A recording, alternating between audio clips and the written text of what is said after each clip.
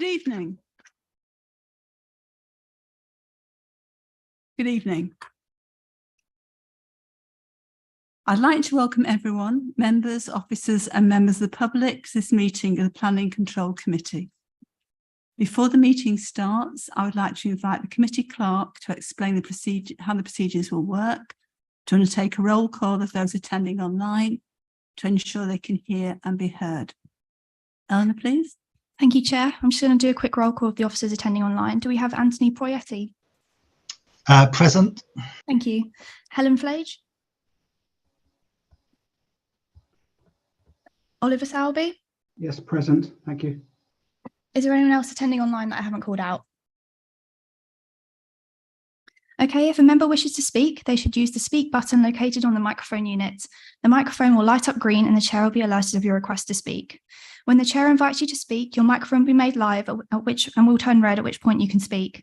When the public participants are invited to speak, their microphones will be made live by the committee officer.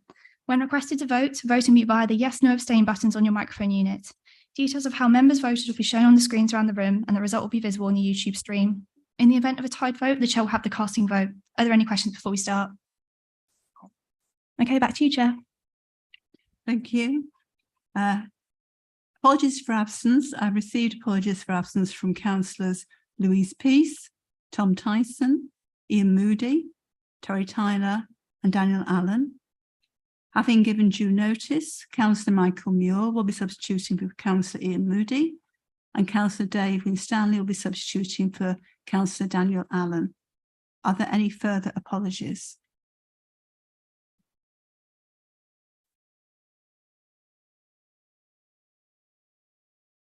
Notification of other business. There's been no other business notified. Chair's announcements, recording. In accordance with council policy, this meeting is being audio recorded as well as filmed. The audio recordings will be available to view on mod.gov and the film recording via the NHDC YouTube channel. Declarations of interest. Members are reminded to make declarations of interest before an item. The detailed reminder about this and speaking rights is set out under Chair's announcements on the agenda. Section 4.8.23a. For the purposes of clarification, in order to vote on an agenda item at this meeting, a member must be present for the entirety of the debate and consideration of that item. If a member leaves the room at any point of the item, they'll not be allowed to vote. Clarify matters for registered speakers. Members of the public have 5 minutes for each group of speakers, supporters and objectors. There's a separate 5-minute time allocated to member advocates. A warning will be given at 4 minutes to alert you that you have 1 minute left. At 5 minutes, you'll be advised the time allowed has ended and the speaker must cease. Speaking time. I've agreed to allow the public speakers and member advocates 10 minutes each to speak on item 7, land north of Highover Farm. That is 10 minutes for each group. Public participation. May I confirm the following registered speakers are in attendance? Julia Sananda.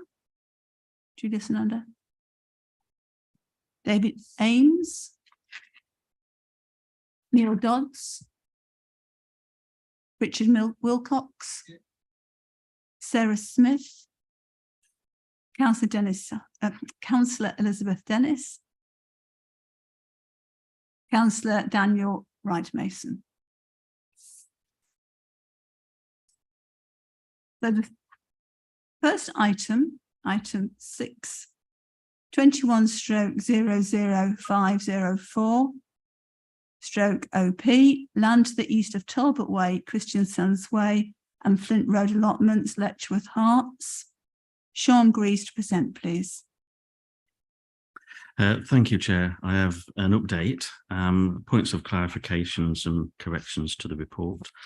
As a matter of clarification, I confirm that the applicant is Letchworth Heritage Foundation and the representative is David Ames, who is here tonight to speak. As a matter of clarification also, the application is for up to 120 dwellings And the figures quoted in the report refer to that number. When it comes to the actual reserve matters, the number could be less, not more, and therefore any Section 106 obligations and affordable housing provision would reduce pro rata if fewer houses are submitted at the reserve matters stage. At 3.16, there's a comment missing. There's no comments received from the service manager Green Space, and no comments were also received from the NHS. There's a correction to the conditions. Condition 24 is actually a duplicate of condition 22, and therefore condition 24 is deleted, and condition 25 becomes condition 24.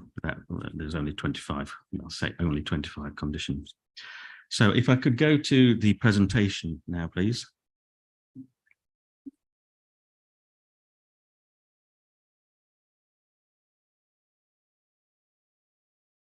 First slide, please.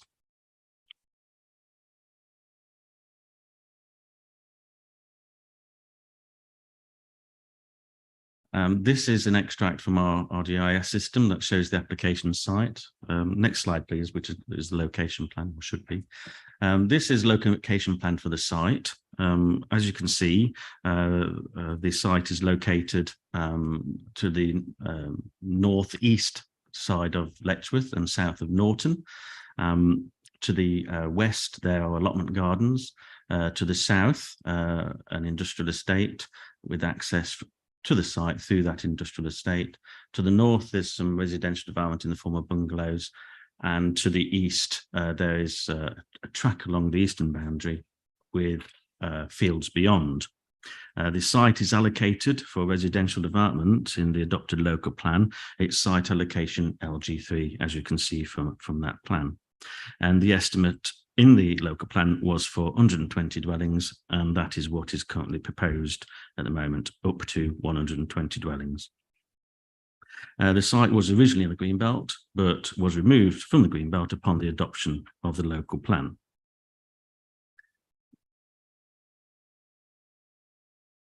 Next slide, please.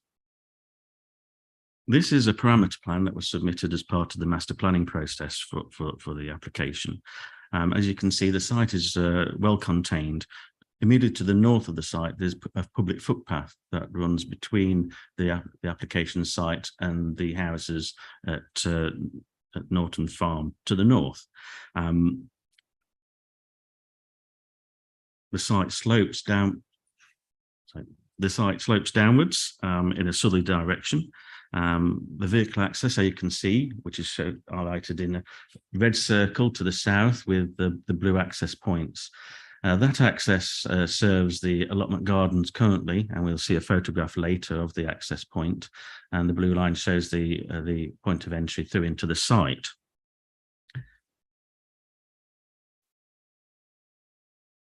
There's existing strong boundary landscaping along the eastern boundary of the site and along the northeastern and southeastern boundaries.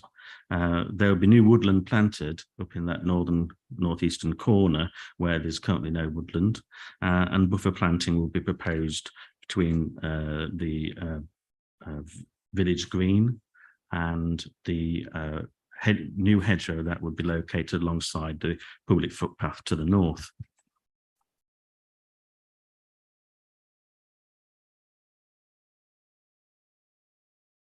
Could we go to the next slide, please? Thank you. This is, as I mentioned earlier, the photograph of the entrance to the site, which is at the northern end of Flint Road, which runs through the industrial estate to the south. That access currently serves the allotment gardens along to the west of the site, and that would be the access point for vehicles to the proposed development. Next slide, please. This photograph is taken near the site entrance and looks south, and you can see the industrial units to either side of Flint Road, and at the end of Flint Road is Black Horse Lane. Next slide, please. This photograph was taken at the existing field gate, which is at the northern corner of the site, where a track joins the public footpath 26. And we're looking basically southwest towards the allotment gardens, and you can see the residential development along Christian Sands Way and other roads to the west and southwest of the site. Next slide, please. This photograph was taken closer to that western boundary, and you can see the field hedge. Beyond that field hedge is the allotment gardens, and you can see the tops of residential development at that point to the west. Next slide, please. This photograph is taken at the northern end. Just beyond that post and wire fence is public footpath 26. And beyond the hedgerow is the bungalow development at Norton Farm. Next slide, please. This photograph is taken along public footpath 26 and is taken to the north of Harrington Way. So the boundary fence, the fencing you can see there is to the rear of back gardens on Harrington Way. And to the left is planting, and you can just see boundary fence, which is the boundary fence to the bottom of the relatively long rear gardens to houses on Norton Road. Next slide, please. This photograph is taken from within the site, and it's looking south down the slope towards the industrial development to the south. The white roof building in that corner there is the Settle offices, to give you an idea of where we are. And the existing woodland is planted between this site and the industrial estate. And you can also see to the left-hand side the existing woodland along that eastern boundary of the site. Next slide, please. We're back onto the footpath now, footpath 26, and we're to the top of the site, and to the right you can see the application site, the green field with the post and wire fence, the public footpath 26, and to the left the boundary planting, behind which there is the bungalows at Norton Farm. Next slide, please. This is going further west along the public footpath, and you can see that it's there's heavy planting along either sides of the public footpath. Next slide, please. That's the end of the photographs. Thank you very much. The Highway Authority have raised no objections to the proposal, subject to suggested conditions, and those conditions are proposed at the end of this report with some minor changes to the wording. It's proposed to upgrade the public footpath 26. The cost of this and improvements to the footpath along Flint Way and Black Horse Road will be deducted from the sustainable transport contribution figure, which is set out in a table in the report, which is £618,000. Concerns were raised by local residents regarding to congestion along Black Horse Lane, and that related, I believe, to visitors to the recycling centre. At the time neighbours were consulted, it was during the pandemic, and they had limited opening hours, and that, I believe, caused congestion along Black Horse Lane.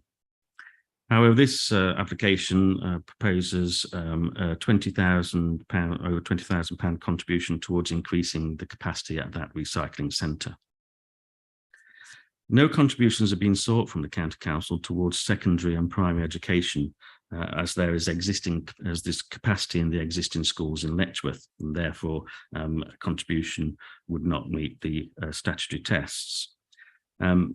Contributions, however, sought towards special educational needs, library service, youth service, and the Section 106 would also include a scheme for improvements to the WC facilities and central pathway in the adjacent allotment site.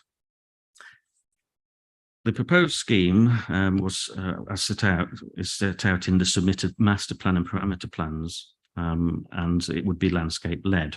Master planning took place following the submission of the application, and that resulted in various parameter plans being submitted.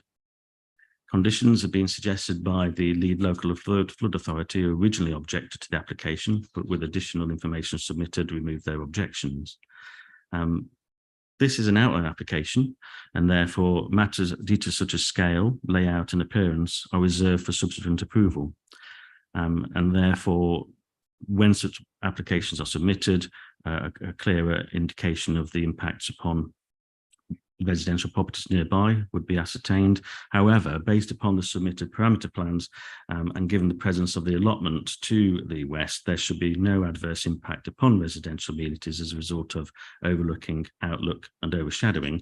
However, as I said, this matter will be looked in greater detail when the reserved matters applications are submitted at a later date, in the event that this committee resolves to grant outline planning permission. Thank you very much. Thank you. Any questions from councillors about that report?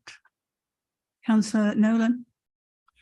In relation to the Section 106 funding that's been provided for the recycling centre, has there been anything specific put forward as to how they intend to use that, or is that purely for the county council to determine? That would be purely for the county council to determine. The aim would be to increase capacity at the recycling centre. As to how they achieve that, details are not known at this point. But the county council would receive the sum of £20,500 to achieve that aim. Thank you. Councillor David Levitt. Thank you. You mentioned about the traffic queuing in Black Horse Road. And you said that was particularly bad during the pandemic because of the limited open hours. It's from experience that there is still quite long queues there. And I keep clear bars across quite a lot of the things beyond Flint Road up towards the main road. Has there been traffic survey or any measurement being done on queues and the times of the queues and the lengths of the queues since the application has been received? Sorry. A revised technical report was submitted by the applicant that addressed the matter and found that there would be no highway safety impacts, and further measurements were taken in that regard. But as I said earlier, a contribution has been sought that should assist in improving the capacity at that recycling centre.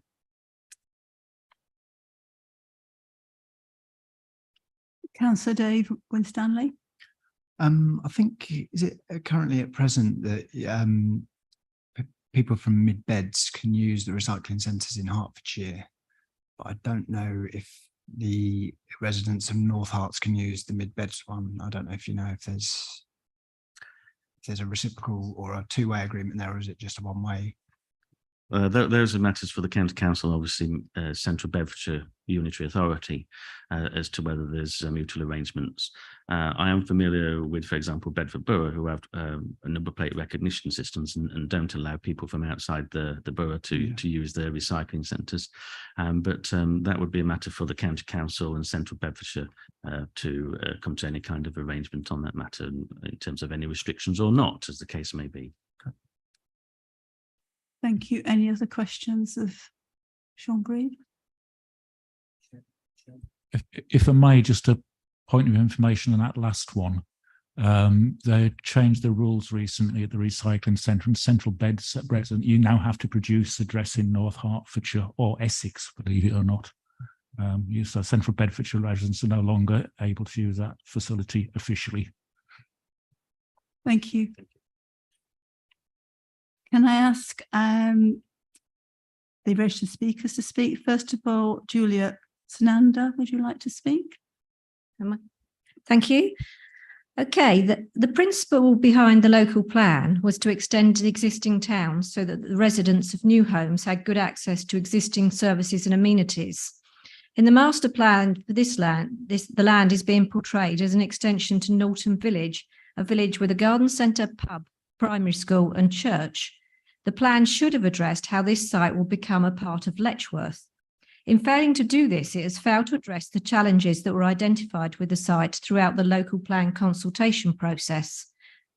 The master plan has not identified key destinations for residents of the site, for example, shops, schools, station, community halls, and the failure to do this means the transport plan is inadequate. I refer you to Herts County Council's letter, which is in your list of publications dated the 10th of March 2023, which expresses concerns about the wider sustainable, active and accessible travel credentials of the development as currently proposed.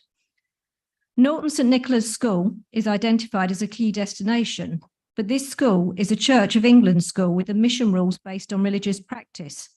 Admission Rule 6 is the first rule where distance to the school becomes relevant. Some of the closest schools are in Baldock, but presumably the housing will be outside their priority area. The master plan should have addressed routes to primary and secondary schools where children are most likely to get a place, as well as routes to the town centre and station. The site has limited access points.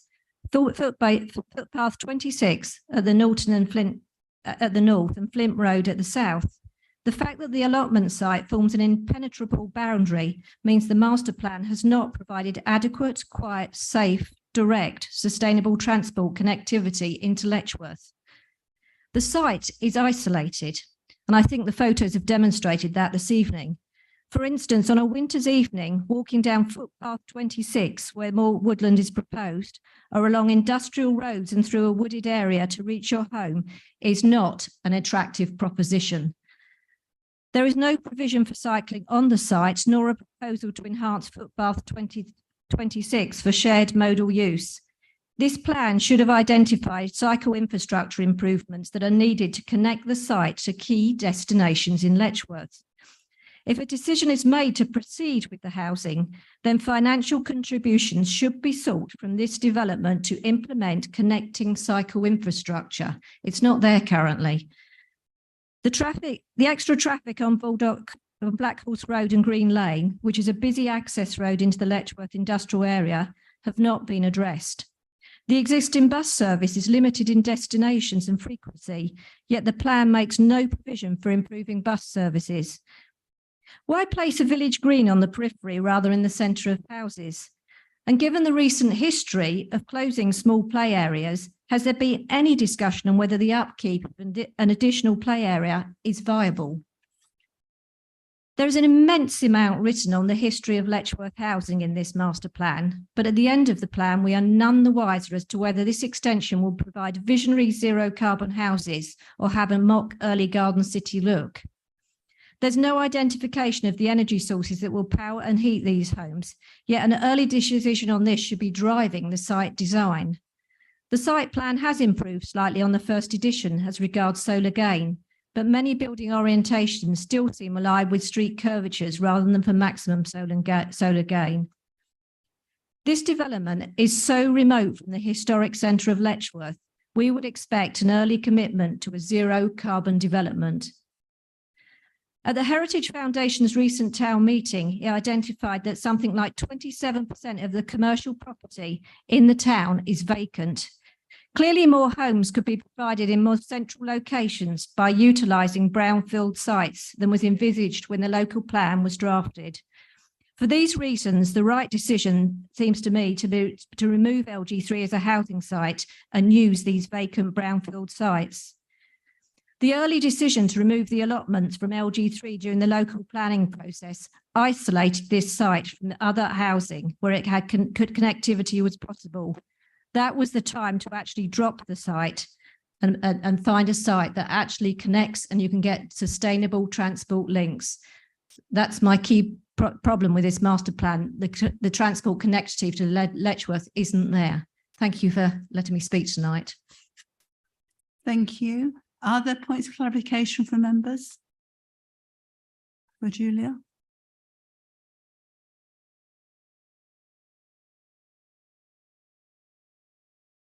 No? Okay, can we go on to the supporters? David Ames. Thank you, Chair. My name is David Ames. I'm one of the executive directors for Letchworth Heritage Foundation. So we're the landowner and the applicant for this application. Just thought to give a little bit more background as to how we came to a decision on this application. We first started discussing this development back in 2012 when we held a town-wide conversation about whether there should be additional housing on the foundation's land.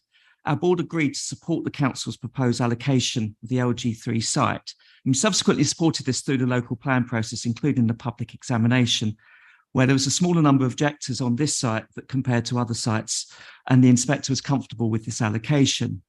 As you're aware, the adoption of the plan supports the principle of development in planning policy terms. In order to help shape the scheme, we wanted to involve the local community. We commenced a community conversation in the autumn-winter 2018, where we sought general views about what should be provided on our housing sites. What followed was a more detailed engagement with local residents on LG3.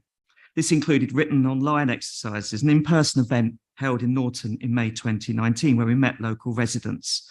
We've also had meetings with key stakeholders, the council, allotment holders association, and the school.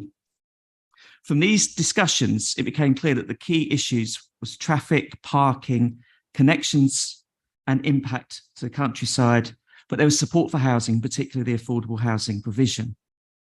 The allotment holders are the site's closest neighbours. They were strongly against any vehicular access running through their land or any loss of allotments. They wish to remain self-contained.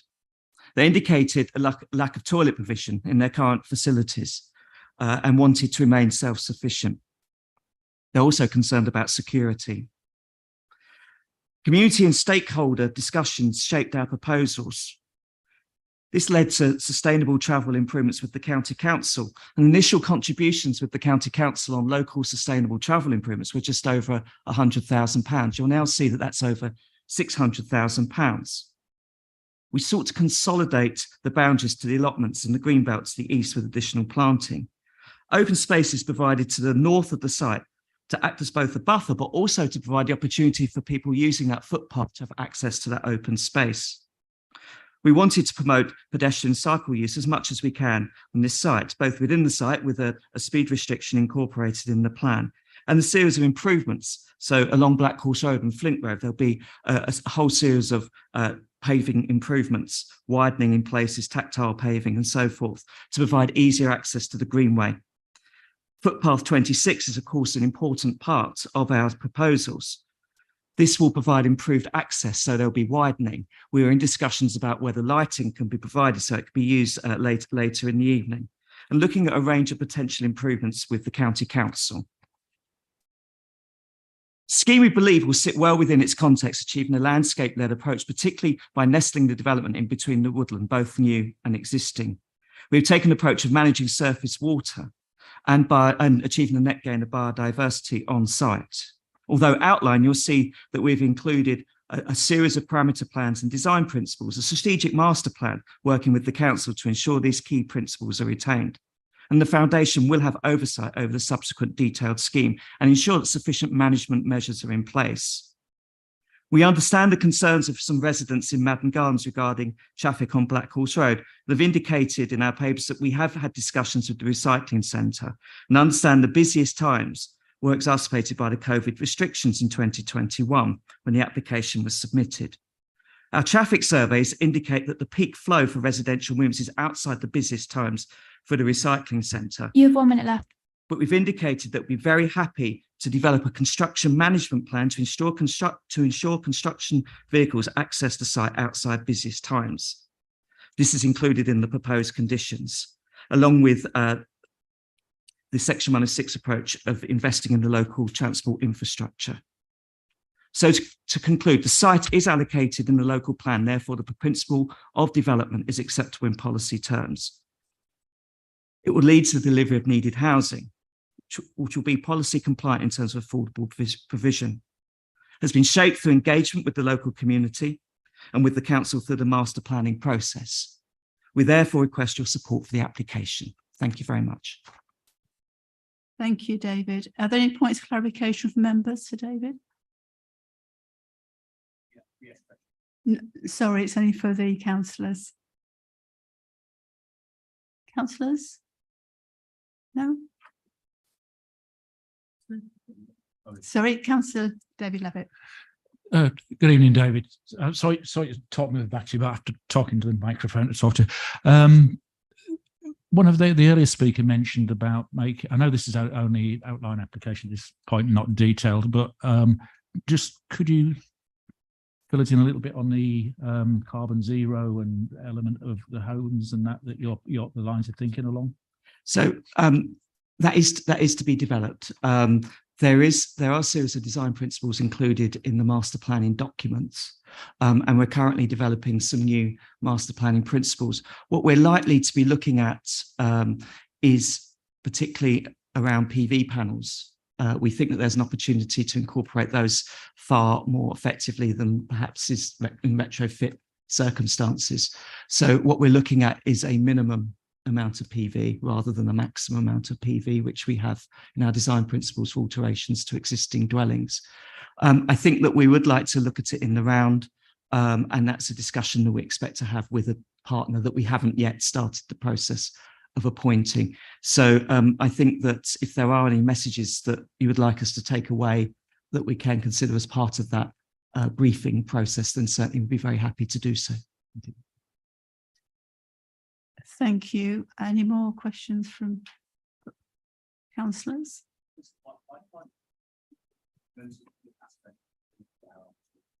Because the Constitution says that at this point, it's the councillors. Okay, I'm sorry, it's the same for every meeting. I'm afraid you're going to have to accept what I've said. Thank you. Can I go back to Just point out here. excuse me, can you not shout out in this meeting?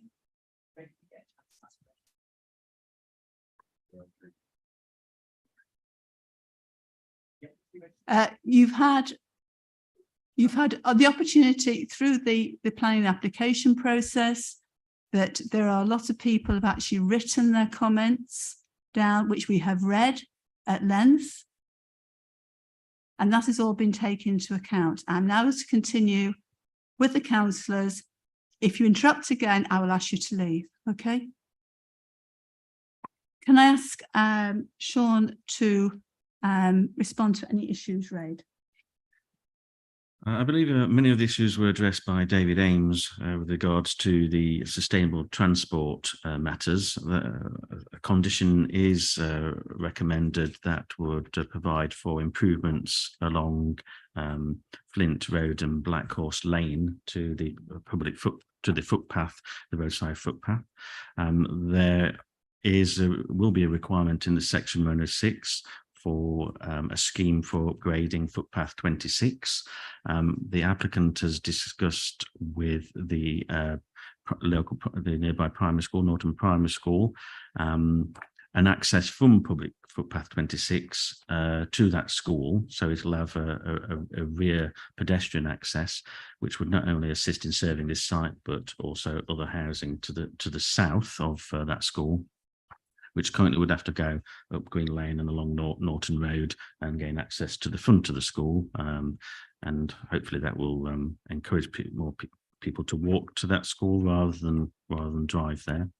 And as I said earlier, the sustainable transport contribution is £618,000, less, of course, and the cost of upgrading the public footpath and works to Flint Road and Black Horse Way. With regards to carbon zero matters, as I indicated earlier, this is an outline application.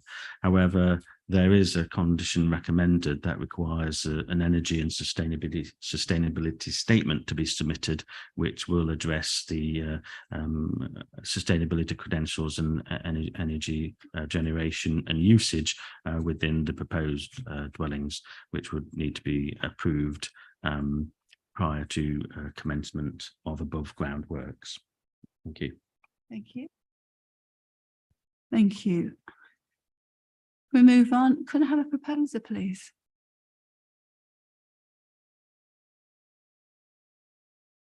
Happy to Councillor, propose. oops. Thank you, Councillor. Chair. In view of this is an outline application with matters, all the other matters to be reserved. It is in the local plan. Principle of development is established by the local plan, and therefore I move it. Thank you. And Councillor Michael Muir. It would be my pleasure to second that proposition. Thank you very much. Shall we go to debate? Councillor Sean Nolan. So I didn't realise if that was a legacy hand, so I'll take you next. So there's been a fair bit of talk over the last 15 minutes about the provision for sustainable transport. In the past, we've been well, in fact, it was only last year where we went through the process with the local cycling and walking infrastructure plan. And we were told at the time that there had been provision in there for improvements, including some of the development sites. However, at the moment, I can't see anything close to Black Horse Road in terms of the improvements included there. It seems to end at the roundabout the end of Green Lane. In terms of the funding that's then provided, obviously I know that goes to the county council, but it would seem remiss that we didn't then use that to look at potentially including this site within that overall plan. Because at the moment it is, again, not just in terms of other modes of transport, in terms of sustainable transport, seemingly cut off from the rest of the system that's being implemented across the town. I suppose it's just a question of whether that's something that could be looked at as part of the process, whether that's something can be considered, and potentially whether we could look at including that as an item to be looked at in the sustainability plan that would come forward as part of the future works on the development. Do you wish to answer that? I can, yes.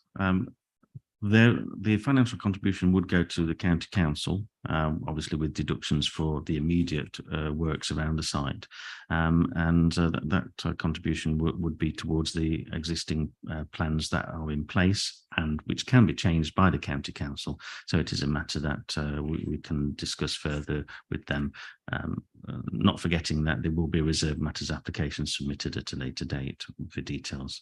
In the interim, these matters could be clarified with them. Thank you. Councillor Michael Muir. I've got nothing else to say. Thank you. Any other contributions to the debate? Councillor Nigel Mason.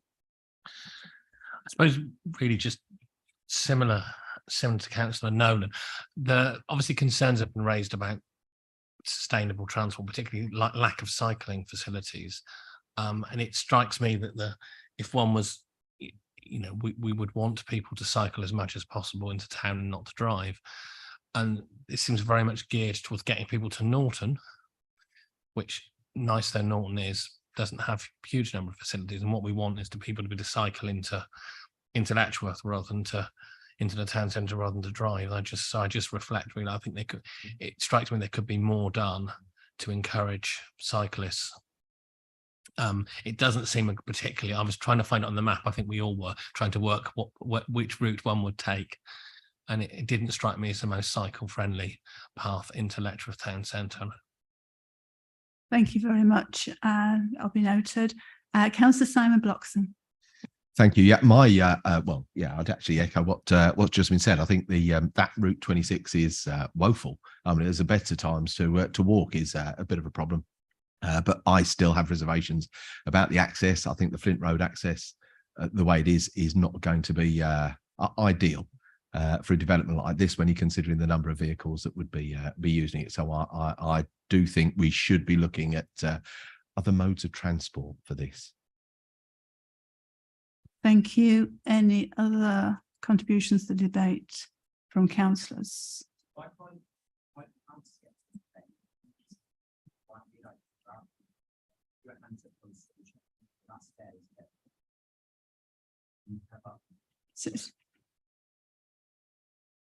The whole process is designed for everyone to have their say, but the time has passed now for the residents to have their say, in that we've had comments from individual residents, which the members have all heard. We've had them from the representatives, objectors and supporters. And so this is not the time, and it's not going to change because you're shouting out now. So can I please ask you politely once more not to interrupt proceedings? Right. I will ask you politely to respect my decision as chair to continue this meeting. Okay. We have got a proposer, Councillor David Levitt, and a seconder, Councillor Michael Muir. No other questions to debate. Shall we go to the vote?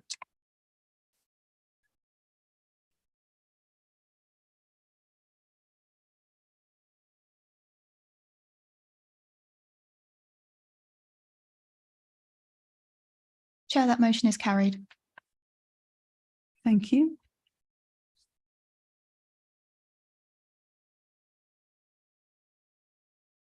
Councillor Muir, your button's on. Your microphone's on.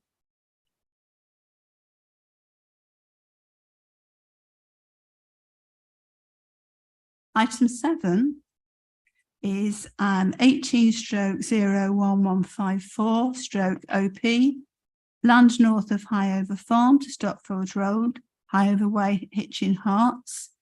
Sarah Kaspasian to present, please. Thank you, Chair. Just an update. I've received one further late representation to the application from a resident. This raises a question about the access which is beyond the scope of this planning application and other matters that have already been considered in the committee report. So that's just a little update. Move to my presentation, please.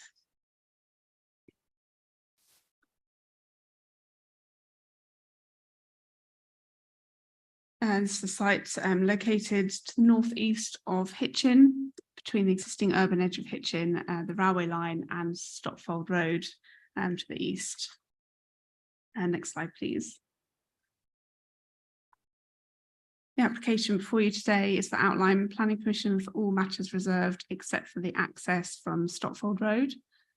The application includes proposals for up to 700 homes, a 2-form entry primary school, about 500 square metres of retail floor space, open space and play space. Next slide, please. This is the proposals map with the local plan, which shows the allocated site in a browny orange colour, allocated for strategic housing development in the local plan, which was adopted in November 2022 following examination in public. The local plan removes the site from the Greenbelt to enable the delivery of up to 700 homes, which would make a significant contribution to the housing land supply in the district. Policy SP17 of the local plan with site reference HT1 sets out the policy requirements for this site. The application was submitted to the council in 2018. In the time that's passed since then, the council has been working collaboratively with the applicant and consultees to produce a master plan that complies with the requirements of policy SP9 on design and master planning.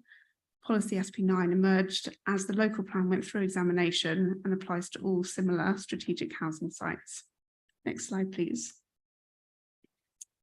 Moving on to the photos. This is a view from Stopfold Road, looking south on the other side of the road from the lay-by of the application site. Where the photo is taken will roughly be the location of the new roundabout to the site. Next slide, please. This is a view of the end of Hydane, where the second and only other vehicular access to the site will be. The spine road through the site will link between Stopfold Road and Hydane. Next slide, please.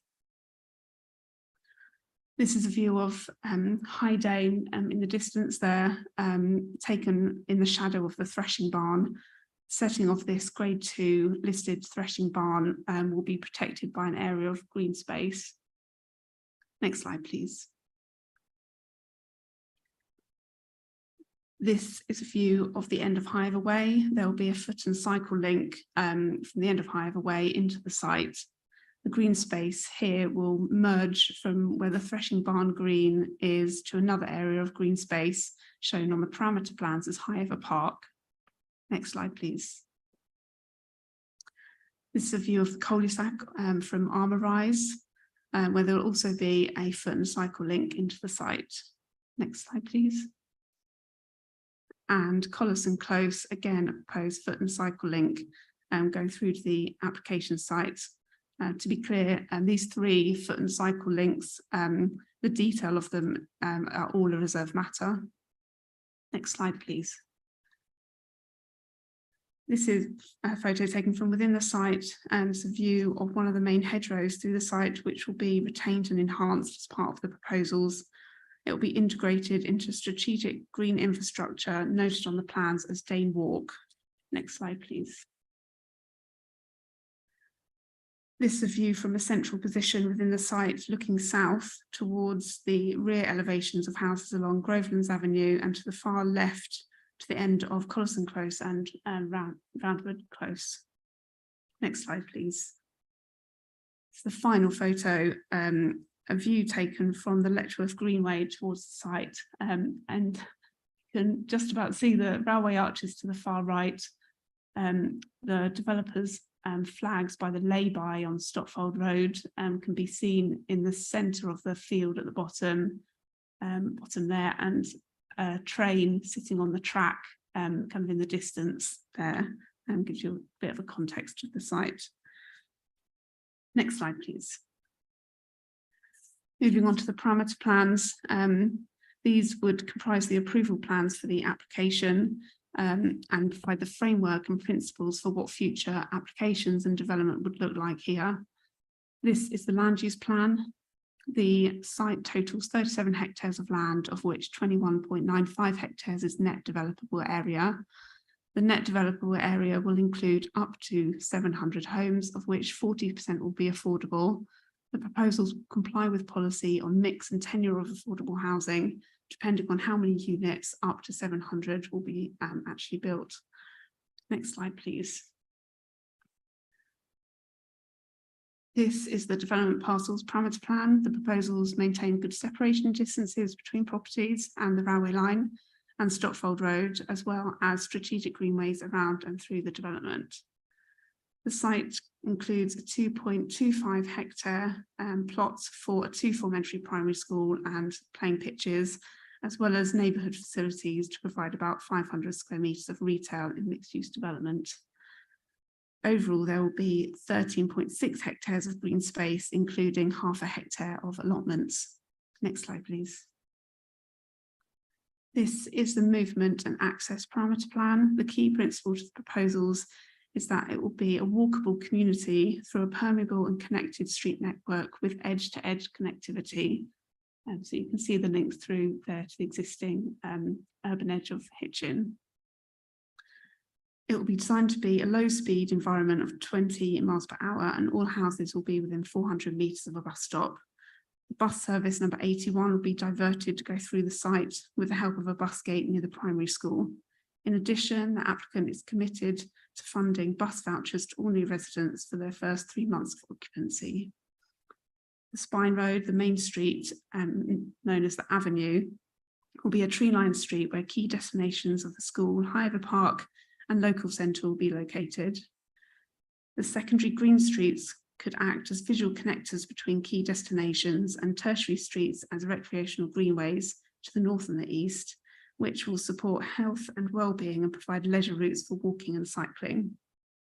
There will be pedestrian access points at Stotfold Road and Hydane, also Hiver Way, Collison Close and Armour Rise to ensure walkability. We have agreed with the developer to use reasonable endeavours to deliver the path at the end of Collison Close, whereas the other 2 paths are within the applicant's control. The applicant is funding a new toucan crossing at Stotfold Road and a footway link to Letchworth Greenway. Amongst the total of 4.7 million towards sustainable transport measures, 3.3 would go towards priorities in Hitchin for improving access to the town centre, access to the railway station and pinch points in the town, such as where the railway line goes over Cambridge Road and Moorgrove Road. Next slide, please. This slide is on green infrastructure. The development is planned around a series of new connected and accessible green spaces. A key principle of the master plan was to retain and enhance the majority of the existing hedgerow and trees to provide landscape structure and then to exceed open space requirements. There will be Hitchin Meadows to the north, larger triangle, a semi-natural green space providing landscape and visual buffer to the site to both the wider and localised context. The area is designed to accommodate sustainable drainage, new habitat, and a locally equipped area of play known as a loop. Highover Park in the southwest, in the opposite the school site, with the red dot, will provide the main new park to the development, incorporating the existing pond, grassland, and a larger area of play known as a neep. The threshing barn green, as mentioned before, will provide a natural landscape setting to the listed barn and provide an attractive gateway to the development from the south. A wide buffer to residential development is provided alongside the railway line, which will include the allotments, playing fields, but also green infrastructure, structural landscaping to protect from the impact of noise. Next slide, please. This plan on biodiversity and landscape shows various layers of existing and proposed ecological features and habitat to be retained and enhanced. The development seeks to retain the majority of hedgerows and trees along the railway line and Stotfold Road, also the existing pond and semi-improved grassland. There will be a small section of hedgerow lost to enable routes through, but overall there'll be a 13% biodiversity net gain on site as a result of new green infrastructure, open space, hedgerow and tree planting, as well as an area for on-site provision for farmland birds and contributions of 166,000 towards off-site project supporting farmland birds. Next slide, please. This is the urban design parameter plan, which shows how buildings will relate to spaces and routes with a parameter block structure to ensure routes and spaces are overlooked and enclosed. The network of green and public spaces is incorporated to provide breathing space, aid orientation, and provide opportunities for social gathering in contact with nature. This shows the hierarchy of connected streets that prioritises active travel. Key frontages are used where a distinctive approach is required, such as along the new Spine Road. The detail of this will come out in the design code as part of the recommended conditions and any future application for reserve matters. The location of gateways, landmarks, and focal buildings are also indicated in key positions to aid orientation and a sense of place. This will again be pulled out in more detail through future conditions and applications. Next slide, please. This plan on height and density sets out a range of densities, with higher densities around the neighbourhood centre and lower densities on the countryside edge. The development will largely comprise 2 stories with opportunities for some 3 stories in specific locations. These parameter plans show how the proposals for up to 700 homes plus the retail and school sites are able to be accommodated within the principles of effective urban design. Next slide, please. So this is the illustrative master plan. It does not form one of the approved plans. It's purely an illustrative layout to demonstrate how the site could be developed within the parameters and principles set out in the previous parameter plans. Next slide, please. This is the character area plan for the site. There are 5 distinct character areas across the site, which will provide variety and distinctive character in each area, whilst maintaining unity in the built form and green spaces. The detailed design to come through the design code and applications for reserve matters will bring out the local design and respond to local context. Next slide, please. And finally, the phasing and delivery plan. The master plan document sets out the principles under which the development will be delivered, in what order, ensuring appropriate physical infrastructure is implemented at the right time. You will see another condition in the committee report relating to phasing and delivery, which is significant as one of the next steps should the application be approved. And lastly, I also want to point out the contributions that the developer has agreed to pay towards infrastructure, which are set out in the heads of terms in the report.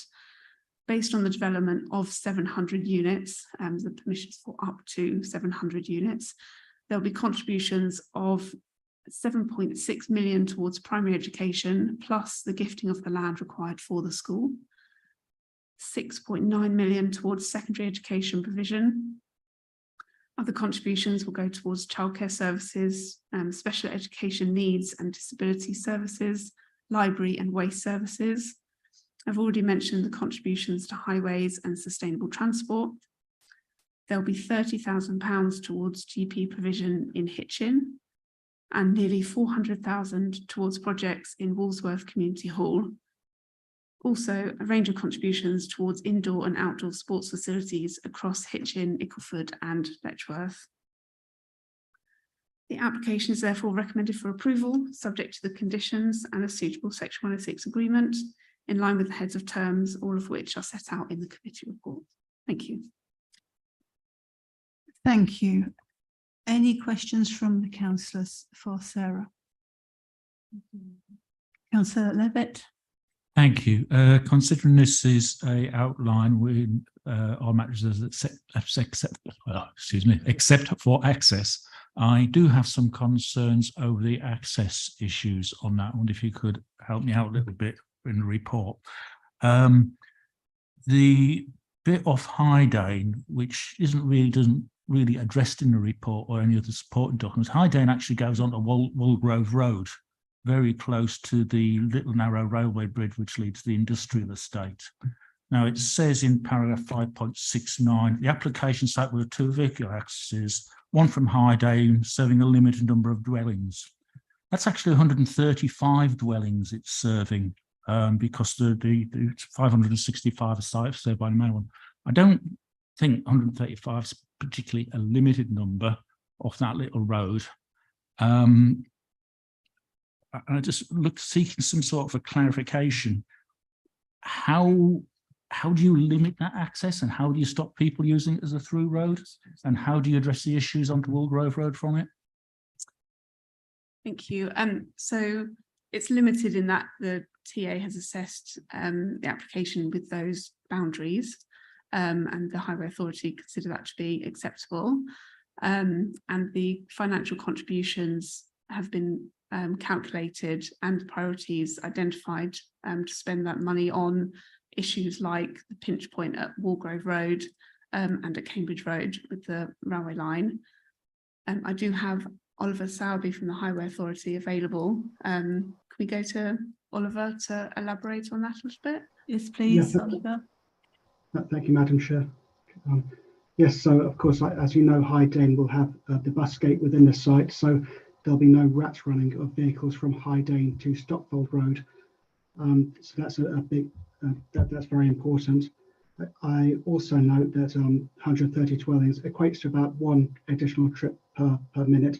So between 60 and 70 vehicles will be using Hydane. And so it is a limited number of trips on that road. And although the nature of Hydane will be changed, because of course you've got the access, I don't believe it will cause a significant or severe impact on Hydane, given the number of trips that we're expecting. And of course that there will be that bollard, there will be an AMPR controlled bollard just east of the primary school, which will prevent the any rat running or through trips. So it is carefully controlled, Madam Chair. Thank you, Oliver.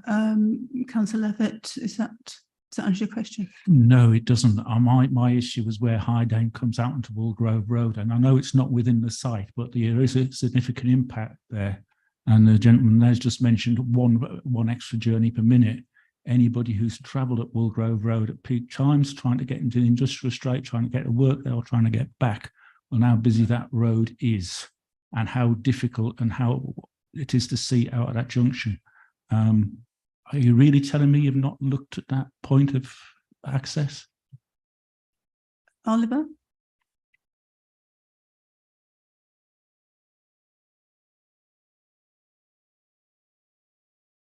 So sorry, yeah, just unmuting myself. So it would have been looked at in terms of the capacity of the junction, and just from memory, I would say that would be the capacity of that junction would be acceptable, just being a simple priority junction. I'm not sure what other comments I can make on that particular point, Councillor.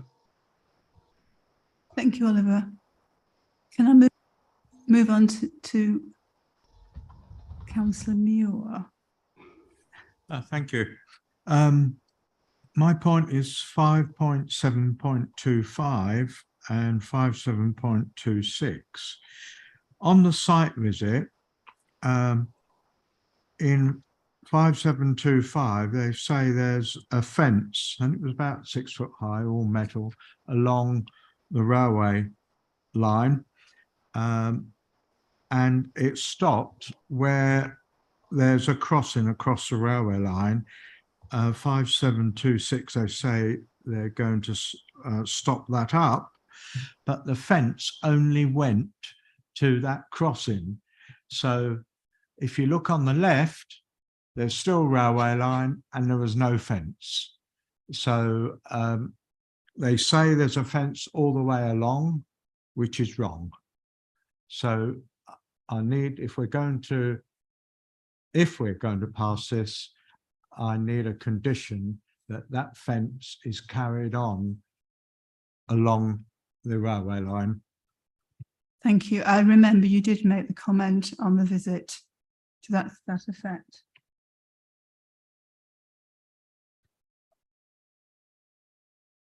Responding to the Network Rail fencing point, we did suggest a condition off the back of the Network Rail comments about trespass-proof fencing, and we have decided that it was sensible to include it in the hard landscape condition number 30 in the report, and just landscape as a reserved matter, and hard landscape with a view to point L, details of fencing along the northern boundary alongside the railway line.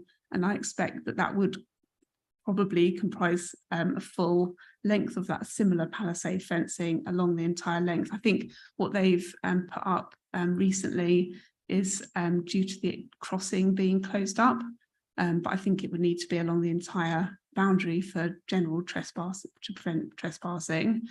On the parameter plans, you'll also see that significant buffer of green space, and I expect that would be substantial structural landscaping, trees and hedgerow. I think the buffer's at least 12 metres along there, together with the school playing fields and all the rest. So yeah, it'll have to be carefully considered, but I think that's the intention going forward. Thank you. Councillor Nigel Mason. Thanks, Chair. I was desperately trying to get in after Councillor Levitt because I had a supplementary question to him, not for the first time. That's fine. I'm also on Walgrave Road, but I've moved on a little bit further down than Councillor Levitt.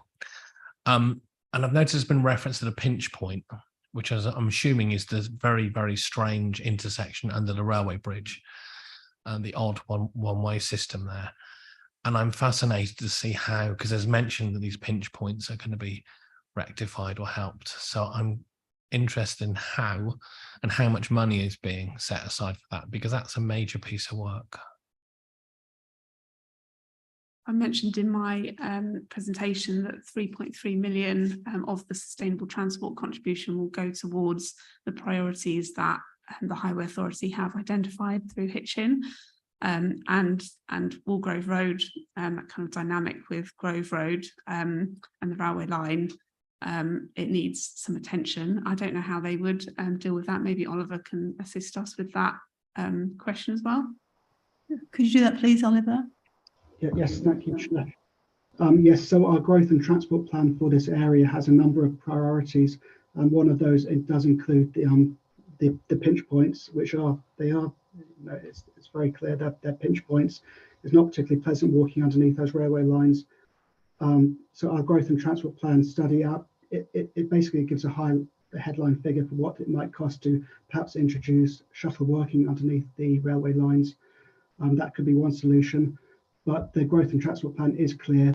A substantial sum of money needs to be set aside to do something about those pinch points, and that's reflected in my report and Sarah's. But at this present point, no specific study work has been done, apart from clearly our understanding that a scheme should be considered and brought forward, which it will be should this application be granted plan permission. Thank you. Oliver, there was just a word that wasn't caught. Can I just repeat it to you? Yes, please, Chair. Oh, sorry. It's to do with the measure under the bridge. It could be shuttle working, Chair. A shuttle working system, for example. Shuttle working system. Shuttle, yes. Thank you, Oliver. Thank you. Councillor Sean Nolan, please. So just looking at the other access sites, the new access on the Stotfold Road, it mentions reducing the speed limit south of the new access to 30 miles an hour, but it doesn't say anything north of there where the roundabout will be, given that that is currently national speed limit, coming down the hill and coming down and then back up the hill. Generally it's driven at quite high speeds around there. Is there any provision for that speed limit to be changed to make it a safer roundabout if that is put in place? So I understand that the speed limit has been going through the review kind of process through the Highway Authority. I'm not exactly sure where the boundary is. Maybe Oliver could help us with that as well. Could you do that, please, Oliver? Yes, with pleasure, Chair. Yes, I can confirm to the councillor that the speed limit will be extended to a suitable distance to the north of the proposed roundabout. We have conducted speed surveys, and the speed limit change has been through our speed management group, which comprises a police officer and senior officers from Herts County Council, and there is an in-principle commitment to reduce the speed limit to 30 miles an hour. And that is reflected on the drawings, councillor. So if that puts your mind at rest on that particular point. Does that answer your question, Councillor Nolan? Councillor David with Stanley, please. Yeah, so in that same area, so after they come out onto Stotfold Road, and then I mean you've got 600 homes who are coming out onto that junction, so that's potentially 1,000 cars or around there somewhere going towards, or some will go towards Wilbury Way, and some will go towards Cambridge Road, which is already quite congested, very congested in mornings at rush hours. I just wondered if any of that money whether there's going to be any thought going to amending that roundabout there where it's heavily congested at the moment. Oliver, could you answer that, please? With respect to the roundabout to south of the site at Cambridge Road, we have examined the capacity and the impact of development. It's certainly not 1,000 cars going south. It's about 300 cars in the peak hour in totality, of which there might be 200 using that roundabout to the south of the site. So it's not quite as big an impact as that. We have examined the capacity in detail, and it's been considered that there's no need for an improvement that can be attributed to this development, or we don't believe that this development will have a severe impact on the existing operation of that roundabout.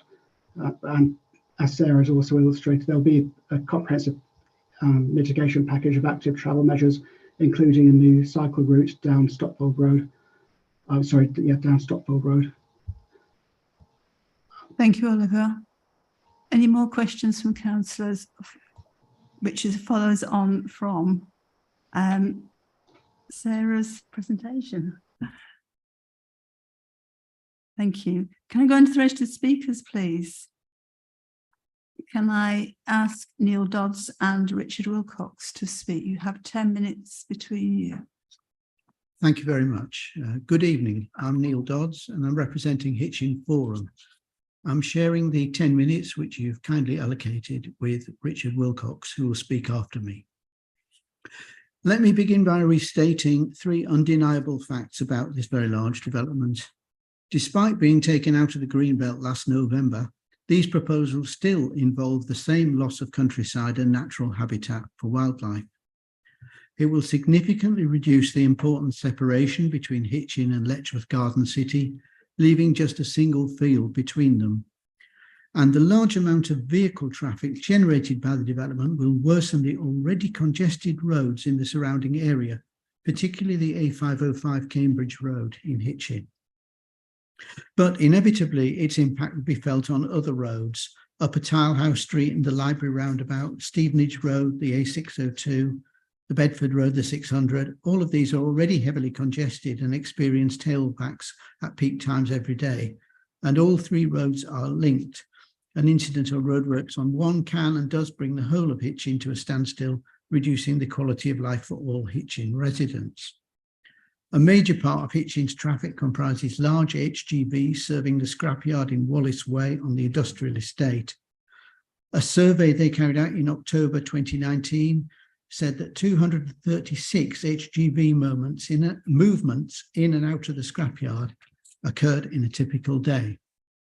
These lorries have to travel on Hitchin streets and pass under one of the three railway bridges which link the east and west sides of the town, all of which have scant to substandard pavements for pedestrians. These proposals make no consideration for this, the town's already saturated local infrastructure, a situation which will only be worsened by the potential proposed expansion at Luton Airport. And of course, the increase in congestion means an increase in pollution. Hitchin's roads have been the subject of a long-standing pollution monitoring exercise, including the only two air quality management areas, I think, in North Herts. The Council's October 2021 Air Quality Annual Status Report stated that these areas had just met the air quality objectives for the first time, but warned cryptically that, and I quote, housing and associated growth in infrastructure and potential for expansion at Luton Airport continue to provide challenges to the local road transport network.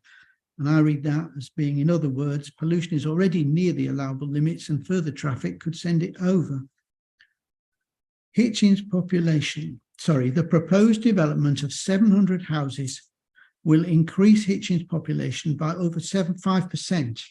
And without any significant new road infrastructure to support it, it is simply not viable. Pardon. A word that is used repeatedly in the submitted planning proposal is sustainability. The site is over 2.5 kilometres away from the town centre. There is a lack of sustainable routes from the development site into the railway station and town centre, and no clear idea on how to improve the situation. All routes into the station and town must pass under one of these railway bridges, the three railway bridges, which are bottlenecks for cars and lorries, and unpleasant and even dangerous for cyclists, pedestrians, prams and wheelchairs.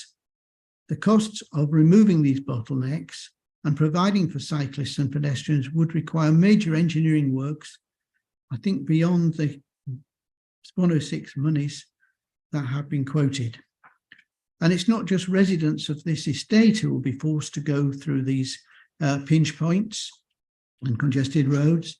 The council and the county council have already indicated that the new school on the estate will be used to deliver the extra capacity for primary education being created by other housing development in the area, such as that at Pound Farm, St Hippolyte's, diametrically opposed on the map from this site, on the other side of Hitchin.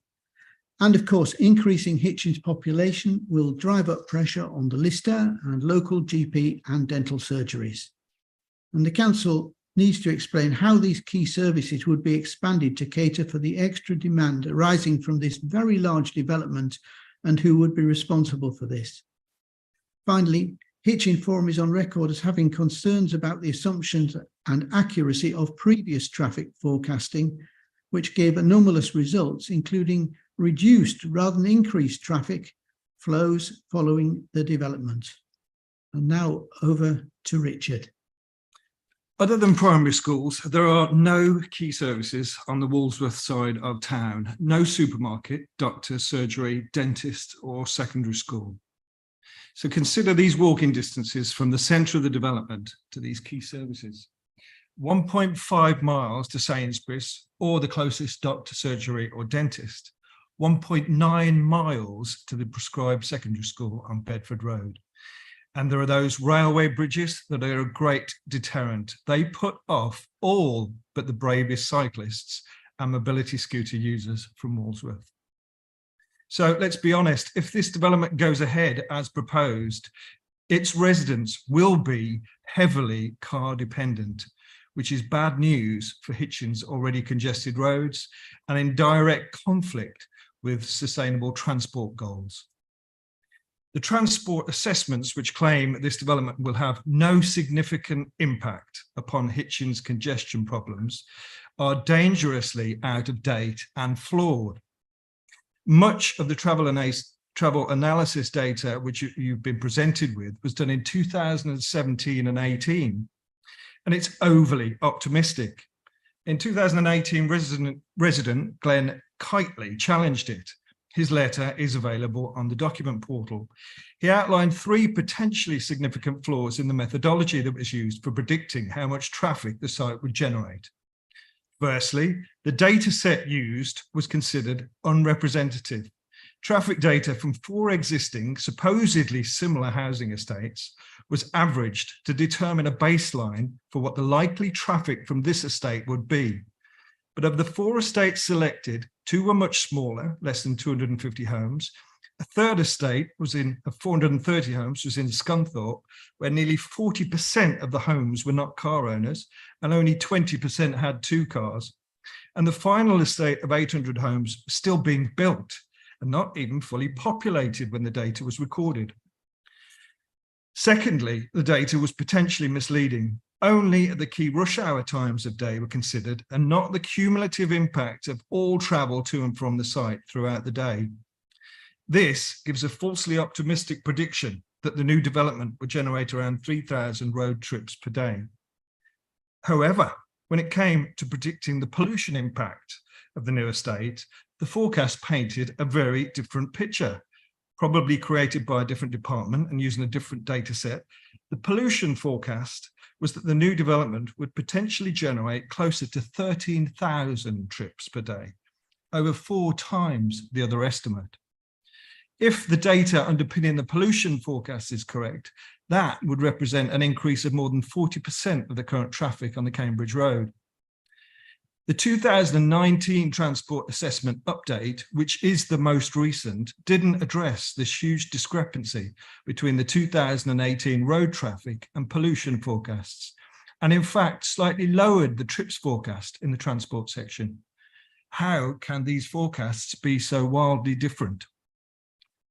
As well as being falsely optimistic, these assessments are now totally out of date. They don't consider any development that has happened since 2019 or any currently under construction, including the 140 new dwellings on Cambridge Road itself, at Walsworth Crossroads and behind the college, all on the same route that residents of this proposed new development would have to use. And of course, it doesn't take into account the 900 homes the local plan now proposes for north of Letchworth. You have 1 minute left. Not surprisingly, we have no confidence in the assertions made in the travel assessments that the impact of this development upon congestion would be negligible. And we believe it would be irresponsible to progress any further with these plans until a new and credible transport assessment is carried out. Yes, more housing is needed, but at what cost to the existing residents without the proper infrastructure in place? As our local MP voiced in an article in the Comet this week, there is the opportunity with this development and a very real need to deliver a relief road from the industrial estate to the Stockfold Road, which would alleviate, not compound, Hitchin's traffic problems. Over 920 people have signed a petition in the last 9 days, a measure of just how strong feeling is in the community that this is absolutely not the right proposal. We really hope you're listening. Thank you. Thank you, Neil and Richard. Are there any points of clarification from members for Neil and Richard? I have one. Having just looked at this afternoon, and the Section 106 money to do with education for Pound Farm, when it mentioned the school at Highover, it wasn't that the students were going to go to the Highover school. It was the new school would actually mean that the catchment areas would be actually shunted over. They would go to the closer schools in Hitchin. Thank you. Anything else? Could I speak?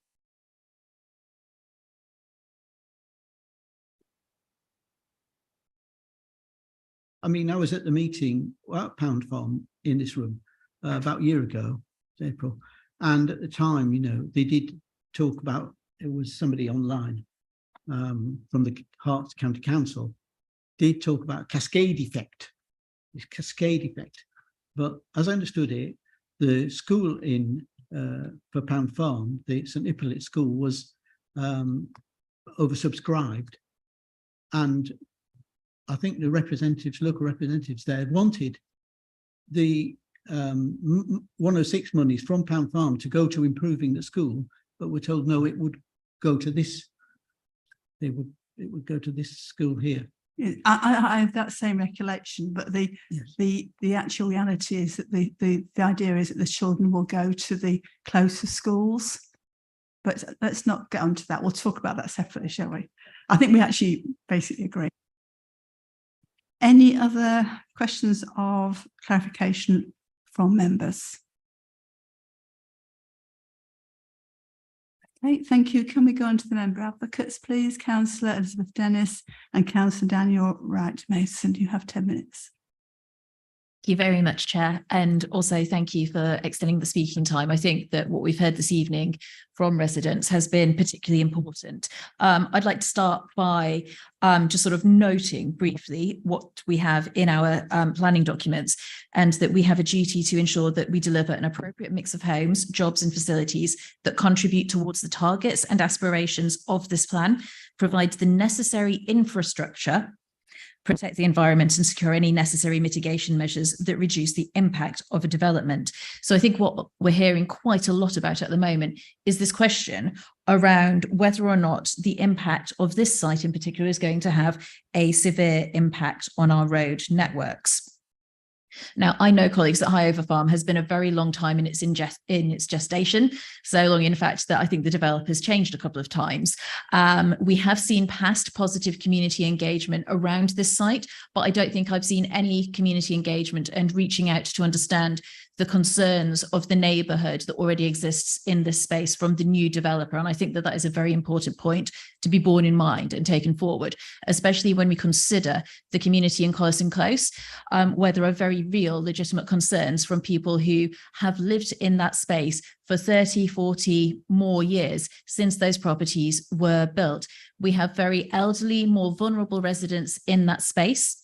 And we do have a duty to ensure that when we are creating new sites, new developments, changing the way that things work, those transitional activities and the new spaces and communities that are created will not cause nuisance or detriment to the residents in this space.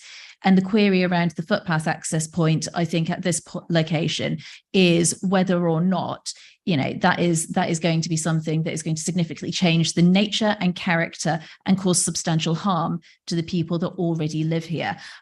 We also have, obviously, the access points down at Highover Way, which links through to the Orchard Road back gate to the Highover Junior Middle and JMI school as well. So query whether or not we actually indeed need to even have an access point at Collison. I think that the feedback around the Hydane access point is interesting. I think that 135 properties, as David said earlier, colleagues, is quite a large number. I am concerned as well that we have potential for over 1,300 cars to be at this site. I've seen the numbers in the traffic report, and I also know Cambridge Road quite well, having lived there. I also know that we've got the college site that's being developed. We've got Weston's Gateway down there. We've had Allwoods Place built there quite recently as well. All of these developments, all of this building, all of this additional traffic that is adding to a road that was not built to handle this kind of level of car journey occurred after the traffic reports were produced by Highways. £3.3 million for mitigations in respect of highways falling out from this site isn't a lot of money when you think about the strategic infrastructure that is going to be required to support a development of this size and people using these roads. I will keep saying people using these roads and people driving cars. Why? You've heard from the residents, you've seen the information in the petition. This is not a 15-minute neighbourhood. This is a neighborhood that is almost 2 miles away from the critical support that people that are going to live there need. It is 2 miles to the town centre. It is 2 miles to the Port Mill Lane doctor's surgery, which is oversubscribed as it stands and is only going to be getting an additional £30,000. I have grave concerns, colleagues, that this development of this size, as it currently stands, with the mitigations that we don't even know, having heard from our highways officer what they will be yet, is potentially quite high risk and quite detrimental. I'm going to hand over to Daniel to make some additional points now. Yeah, I'd just like to reiterate what residents and Elizabeth has said about just how much of a bottleneck Cambridge Road is. On many occasions, I queue pretty solidly from the bottom of Fishponds Road just to get onto Cambridge Road, and then queue pretty solidly all the way to Letchworth on it. Therefore, I would like to echo their views on whether adequate planning has been put in place to mitigate this. Like Richard, I was concerned that the only public planning application document that I could find relating to traffic data was in Technical Appendix 13.2 traffic data, which was written over 5 years ago, which possibly doesn't take into account the 140 dwellings behind Hitchin College and Cambridge Road. And I think that was an excellent point by Richard and needs to be considered. I also wish to bring forward some concerns from residents in Collison's Close, who live next to the entrance of the proposed cycle path. They are both very elderly and have lived on the road for nearly 50 years. They do not have access to the internet. Despite the proposal of a footpath to a major development on their doorstep, they have not been contacted either by the developer nor their representatives, and were instead only told about it by a neighbour just over a week ago. On their behalf, I would therefore urge the committee to consider whether this footpath entrance has adequately factored in the turning point at the top of Collison Close, which is used by emergency services and waste collection services. Similarly, I would like to highlight the issue of the land ownership around the entrance to the Collison Close path, which is currently remains unclear. Would the maintenance of this land be upkept by the developers, or would these very elderly residents be themselves expected to clear the debris, etc., that would inevitably be caused by the developments? And would this also apply to the homes that are directly connected to the other parts in the development? Moreover, can I raise concerns over this apparent lack of engagement from the developer or their representatives to residents, and suggest that a greater level of engagement is needed across the development area, in particular on Collison Close, Armour Rise, Hiver Way, Hydane and Stopfold Road, to ensure that there is a minimum an impact as possible on the mental health and well-being of existing communities of Hitchin residents. Finally, I would like to make a more general comment on the affordability of the properties within this development. I concede that it has followed the local plan on having at least 40% affordable housing, and is presumably following the national definition of affordability as at least 20% less than market rate. I suppose the question is, though, whether this is genuinely affordable for the people of Hitchin.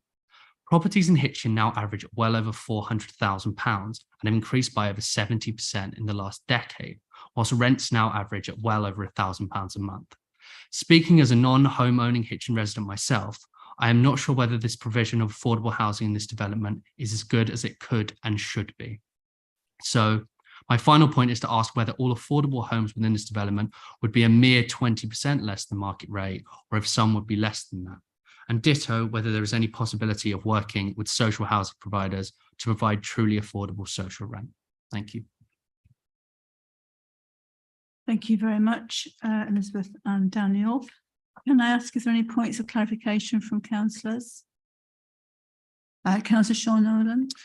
Yeah, just on the point about the data that's being used for the traffic numbers that are included, can you just clarify again the number of new homes and the developments that have been provided since that data was taken?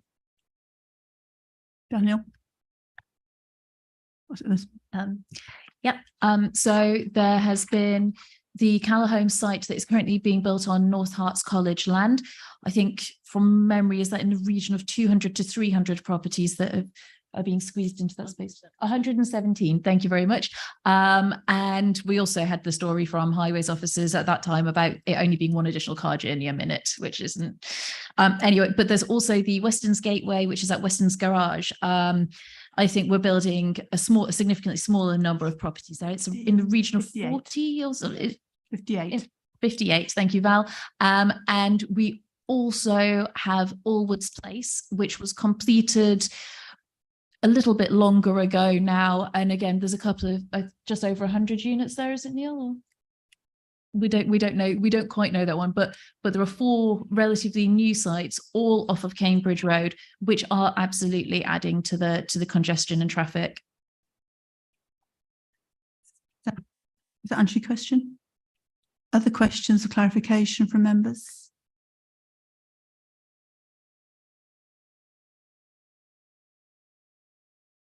No? Can I then go on supporters to Sarah Smith, please? Thank you, Chair, councillors. Thank you for the opportunity to address the committee on behalf of my client, Barrett David Wilson. The presentation of this application to the committee has been very long time in the making. The owners of the site over the years have worked through the appropriate and recognised planning process in agreement with your officers to hopefully achieve a resolution to grant tonight. This process has entailed the promotion of the site for the development through the various stages of the local plan since 2012, achieving a proposed allocation in the 2017 Regulation 19 plan, which was then supported by this application submitted in April 2018. The inspector, I note, was satisfied with the allocation of the site, and consequently, the local plan itself was of course adopted by the council in November 22, confirming the allocation of the Highway Farm for housing development and thus removing it from the green belt. Excuse me. In the intervening years, since the application submission, there has been considerable consultation and discussion with all manner of stakeholders, the Highway Authority and the local community. Revisions have been made to the scheme to reflect stakeholder comment, additional technical work, and to make sure that the application fully accords with the adopted plan's policy requirements, including the 40% affordable housing, land for the primary school allotments, and circa 13% biodiversity net gain, as well as, of course, the requirements of the County Council and Council's Developer Contributions, SPD. As confirmed by the Highway Authority and in the committee report at paragraph 5.6.8, they are satisfied with the traffic impact work carried out and have no objections to the development in that context, subject to the mitigation through financial contributions. In agreement with the county and your officers, we have also submitted the application alongside a further financial contribution for the extension to the Greenway, which your officers felt was essential to improve pedestrian and cycle connectivity and provide a safe off-road route between Hitchin and Letchworth, besides the existing footpath along the road. The Greenway application is, of course, the next one on the agenda for determination tonight, and the 2 applications are inextricably linked. Highover Farm is also a major contributor to the council's 5-year housing land supply within the adopted plan. And in that context, I'm sure that both officers and members will be keen to see construction finally starting on houses during 2024. Without this site, there is a considerable risk of planning by appeal within HDC because your 5-year housing land supply would fall well below the required levels.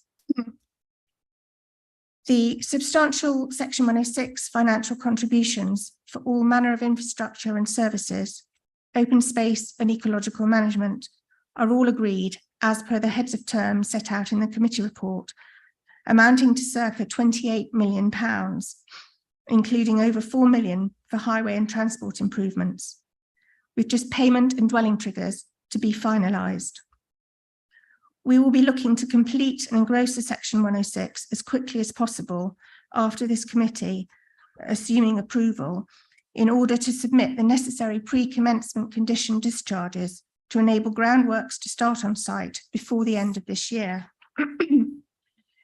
Your officers, in particular Tom Allington, who has obviously since left, Sarah Kasparian and Helen Flage, together with the client team, have worked very hard and very closely together over the last 5 years to get to this point, and we're looking forward to be able to continue that working relationship as we develop the design code to create a beautiful and sustainable development that everyone can be proud of. In summary, I'd just like to emphasise the following points. Firstly, the application is wholly in accordance with the recently adopted local plan. 2, it is a site now outside of the Greenbelt. 3, it has resolved and responded to all of the technical consultation and policy highway requirements, and therefore, as set out in paragraph 11C of the NPPF, should be approved without further delay. I therefore commend the application to you to grant planning permission this evening, and I thank you for listening. No. Do we have questions from councillors for Sarah? Any questions? No? Can I then go back to the officer to respond to issues raised? Thank you. So we've spoken again about the highway impact of the development, and there has been extensive discussions with the Highway Authority. I'm sure Oliver can come back to us in a moment about that. I think the key principle really is that the capacity of the junctions has been assessed, and the impact considered to be acceptable, together with the significant package of mitigation measures and financial contributions, as well as the next item on this agenda for the extension to the Greenway. And I'd like to come back again on Collison Close. Paragraph 5.3.8, part C, number 4, there's reference there to Collison Close.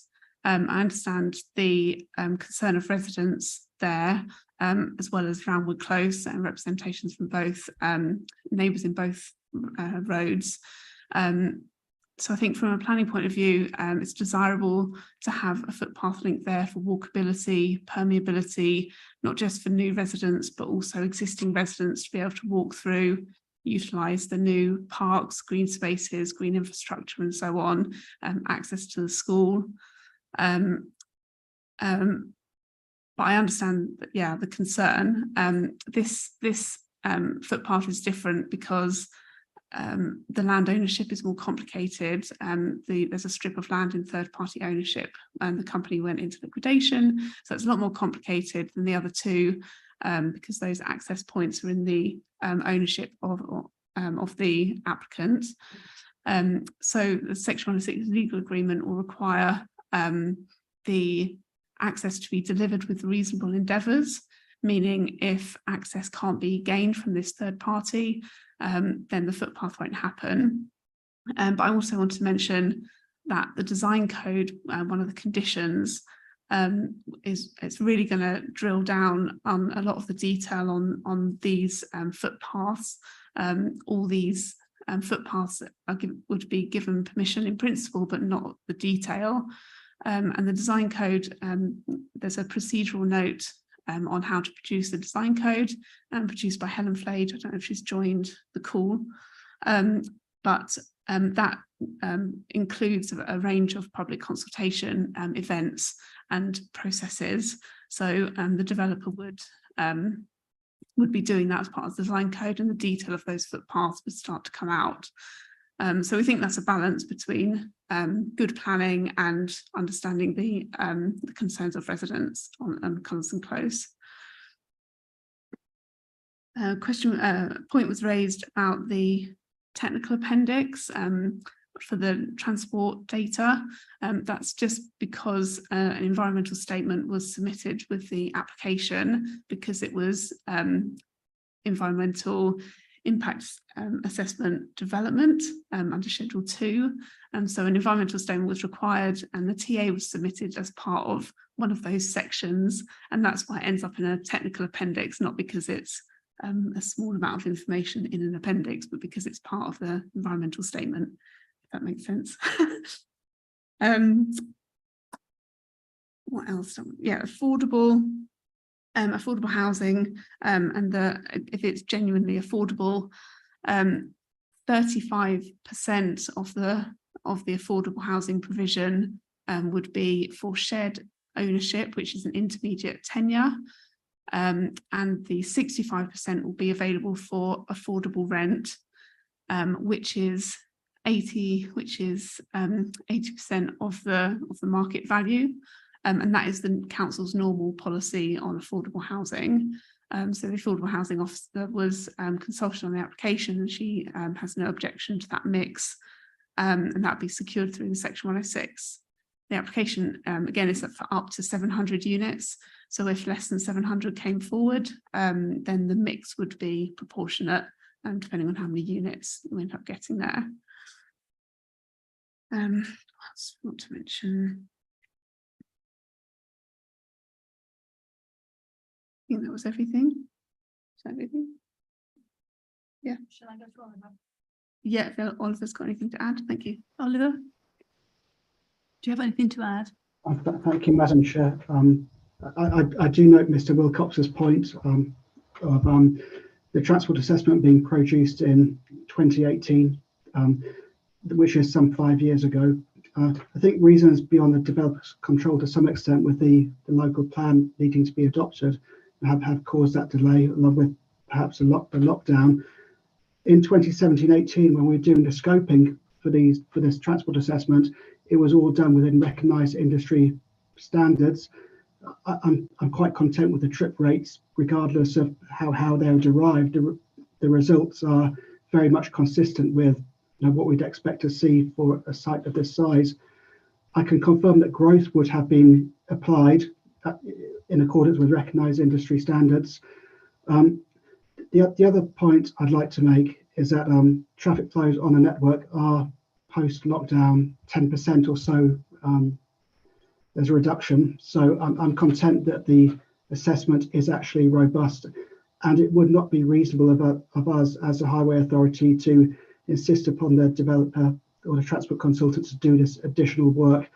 I'm not sure it would give us a different result. So I am content, despite it being from 2018, that the assessment is still robust. So that's my point. Thank you. Thank you, Oliver. Can I have a proposer, please? Councillor David Levitt. Thank you, Chair. When I look at this and was looking at it, I came in here tonight thinking this is a reasonably good application. It meets all the things, but some of the things I've heard tonight have made me think again. I've absolutely no problems with development 700 homes here. It's within the local plan. It meets the requirements. The housing mix is good. The outline design looks good, although that's a reserved matter, so it could well change. Where I have an issue is when it comes to non-reserved matter, which is the access. And we've had quite a lot on that tonight. Paragraph 109 of the NPPF in section 9 says, development should only be prevented or refused on highways grounds if there would be an unacceptable impact on highway safety, or the residual cumulative impacts on the road network would be severe. Goes on to say in paragraph 111, all developments that will generate significant amounts of movement should be required to provide a travel plan, and the application should be supported by a transport statement or transport assessment so that the likely impacts of the proposal can be assessed. Technically speaking, that transport assessment was brought in as part of the environmental impact assessment, not part of this application. Although I'd take the argument on that.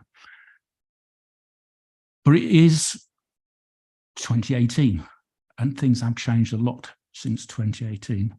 If we then turn to paragraph 102 of the NPPF under section 9, promoting sustainable transport, and which says transport issues should be considered from the earliest stages of plan making and development proposals.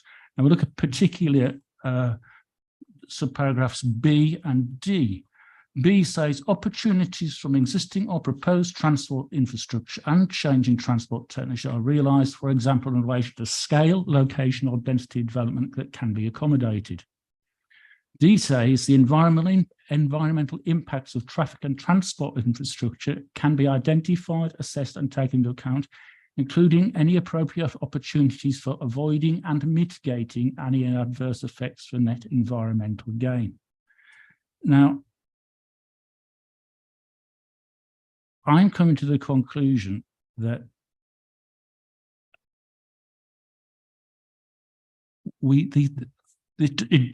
this particular application doesn't take fully into account that paragraph 102 or paragraph 108 for that matter, particularly in those B and Ds have quoted. The transport assessment is out of date. It doesn't consider the cumulative impact. And by that, I'm talking about, Councillor Dennis has said about all the additional development that has gone on place. That is cumulative impact, cumulative impact on the road network. So rather reluctantly, I'm going to move that we refuse on those grounds, that it does not fully take into account the requirements of paragraph 9 of the NPPF. In particular, paragraphs 102 and 108.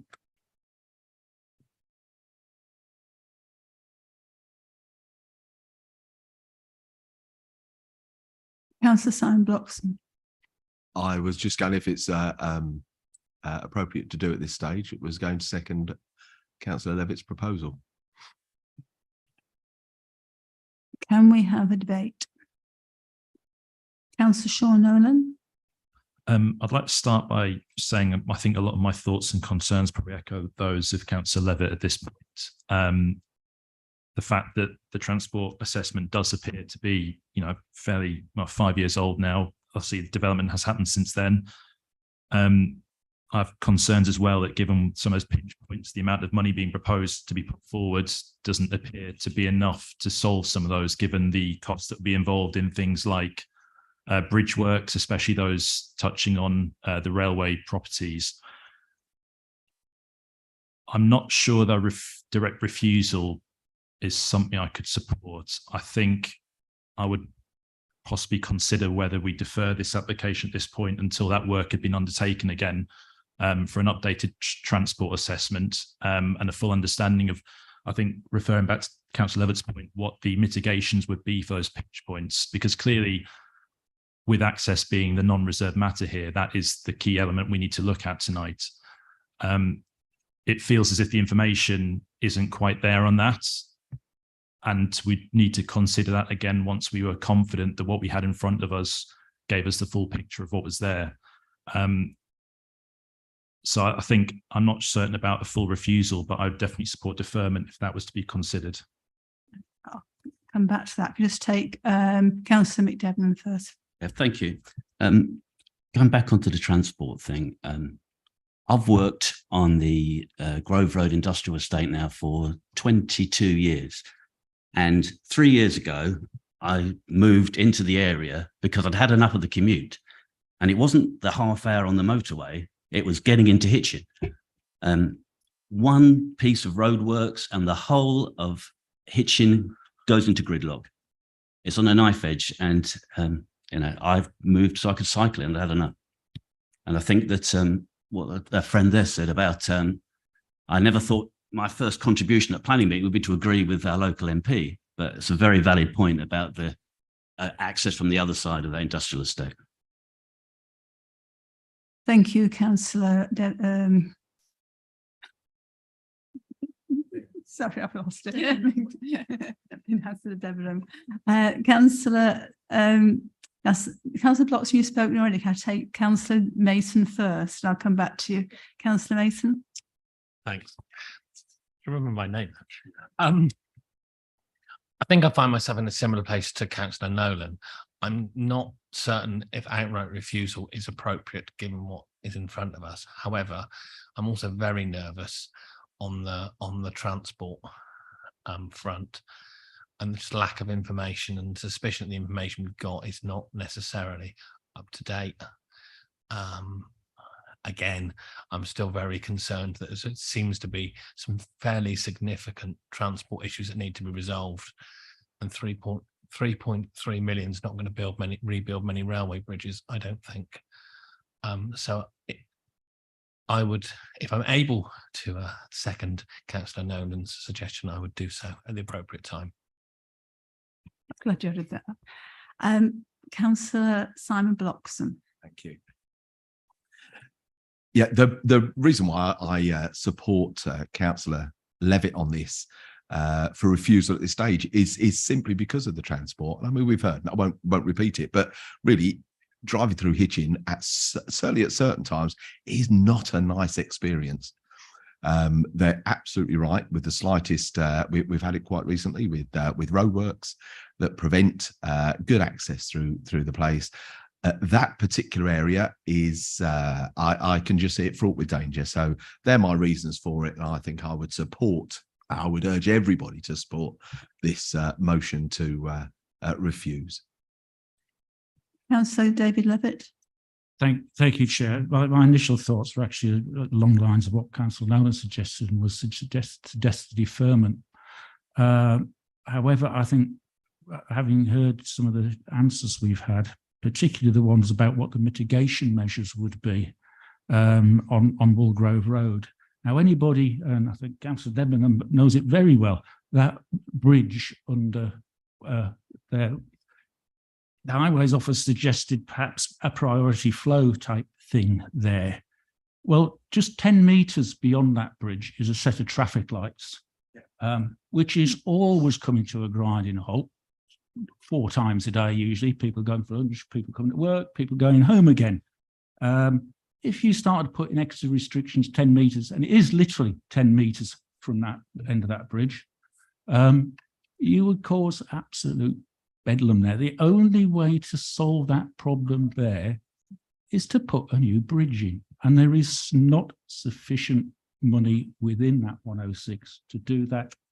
And that's why I don't think we'll get a different answer. So that's why I went for the refusal, very reluctantly going for the refusal, because I do know. I'm just concerned that you're making assumptions, and our starting point was about the fact the transport assessment is now 5 years old. So you're staying with your proposal of refusal and seconding refusal at this point. Okay. So if we have the vote, if you support refusal, you vote. Sorry? Oh, sorry, Councillor Muir. Thank you. I think this should be deferred for further investigations, so I would like to second the deferment. And unfortunately, Holland's the idea, but at the moment we've got a proposal that we're going to have to vote on. Is that right? Yeah. Yes. I think just before you do go to the vote, if it is for deferment, for refusal, I think the first thing I want to say is obviously this is an outline application, so all these the information regarding what's going to happen to that sustainable transport contribution will come out in the reserved matters, and hopefully that will ease the issues that members are haven't got details on now, because obviously this is an outline application, and that's the first thing. Secondly, in terms of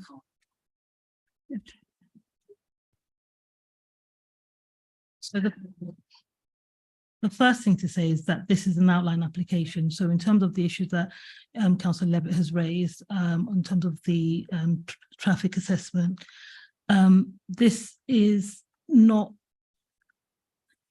the first thing to say is the Highway Authority hasn't objected to this.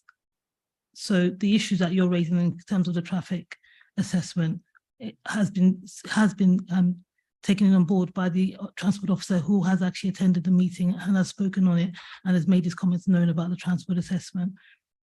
So if you were to refuse it on the basis of the transport assessment being out of date, the officer has said that, but even though it's out of date, he still feels that it's relevant. So I just wanted you to be clear about what reasons you're given under the NPPF for refusal. I thought it was very clear that it doesn't take full into account the requirements of paragraph 9 of the NPPF paragraphs 102B and D, nor does it take into fully take into account paragraph 108 or in particular 109, which is the residual cumulative impacts on the road network. And that has happened since the transport assessment was taking place. Sorry, I'm not sure which version of the NPPF you're looking at, because those are not the paragraphs that I'm looking at, are the most up-to-date NPPF. February 2019.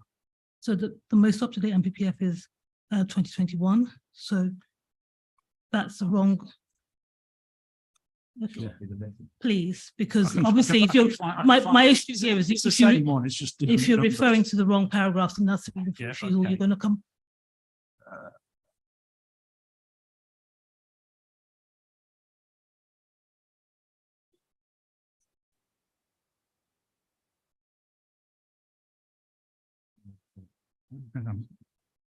Find it. Yeah. It's the same one, but it's different.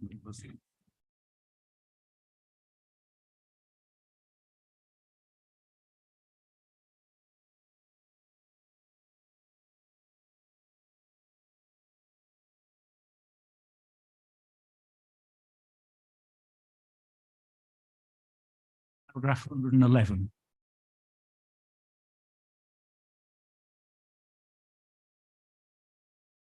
Is the one that now refers to, it's exactly the same wording. Residual cumulative impact on the road network. We've got 111, 108, 109. 108 and 109 the same. We started off with 108, 109, 102. 111. 111 is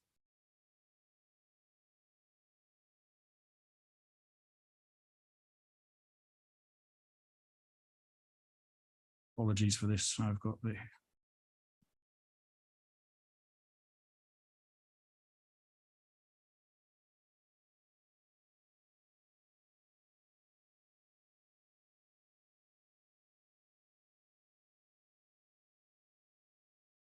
.104. I think we might be right. Yeah.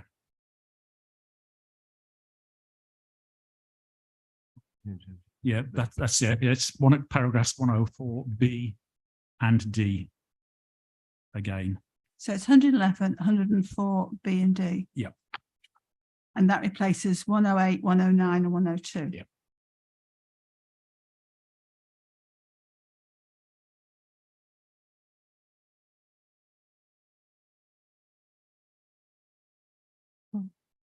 Okay, okay, in terms of the objection, as long as we're clear, because obviously there's no objection from the Highway Authority, if this does go to planning appeal, and we then have to be able to give evidence as to why we feel that the Highway Authority has gone, we're going against what the Highway Authority is saying. Okay.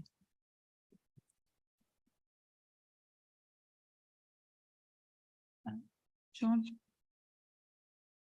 Yes, I'd like to reiterate what Noranata has said. The Speaker for the Highway Authority confirmed that he felt that the transport assessment remained robust, that since the assessment was undertaken, there'd been the pandemic with a significant reduction in traffic, and that since the pandemic, the levels of traffic have not gone back to the levels pre-pandemic. That it may well be down to more hybrid working, for example. But I would remind you that the Highway Authority have indicated that the transport assessment they consider to be robust. So any decision on the grounds that suggested would be contrary to the recommendation of the Highway Authority. And may well be difficult to sustain on appeal as a consequence. Thank you.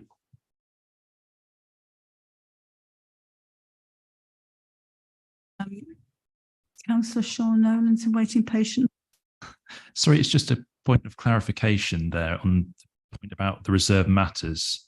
So obviously reserved matters except for access is just, I really want to make clear in my head what you said there, that access not being reserved matter, but we can't consider all of the elements around the transports parts that we've talked about tonight. So you can consider some of it, but in terms of the access, but they're in part of the sustainable transport obligation is not just looking at access, but other things that they're going to be doing on site once the development, well, if it's approved and development commences. So it's just to make it clear that it's not just that sustainable transport contribution is not just dealing with access, it's also dealing with other bits. Okay, right, thank you. Councillor Simon Bloxham. I think all I want to do is just explain why I think we're talking like we are. It's because we are actually challenging those findings. And I think that's why we are here as councillors, because we know these areas. You've heard it from Councillor Dennis about the area and other speakers about the difficulties of that area. And I just find it very difficult, and I'm sure there's many people here tonight that find it very difficult to understand how that highway. So I'm absolutely fine with their judgment on it, but it's almost a case of, but in reality, this is what it is. And I think that's what we're trying to stand up for now.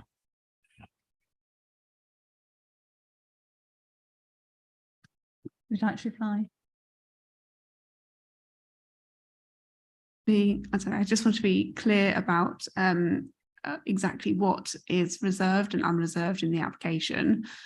So the roundabout and the access to Stotfold Road would be given full planning permission if this went ahead, and all other accesses, the detail, all the other accesses, the principal would be given permission, but not the detail. So the detail is a reserved matter and would come forward through the design code and the applications for reserved matters, and the Highway Authority will deal with that in their normal process as well.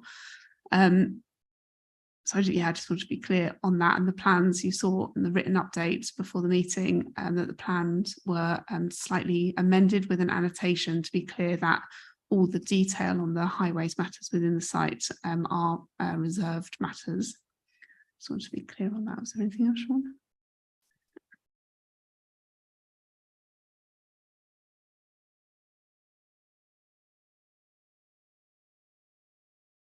Yes, I'd just like to add that there are several matters that would be controlled by condition. This is an outline application with all matters except access to the site reserved. A lot of these issues that members have raised with regards to impacts of the development upon highway capacity are matters that will be controlled by subsequent conditions, details to be submitted and approved. I would like to remind you that this is an allocated site in the local plan for up to 700 houses. And a lot of the issues that you have raised would be matters that would be addressed by subsequent applications for approval of details. Thank you.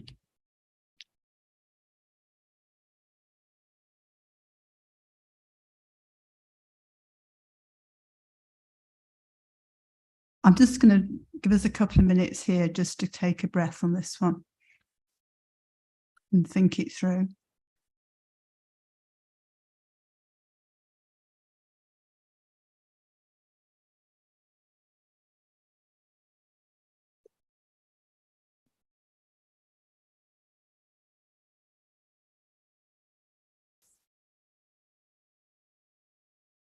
Just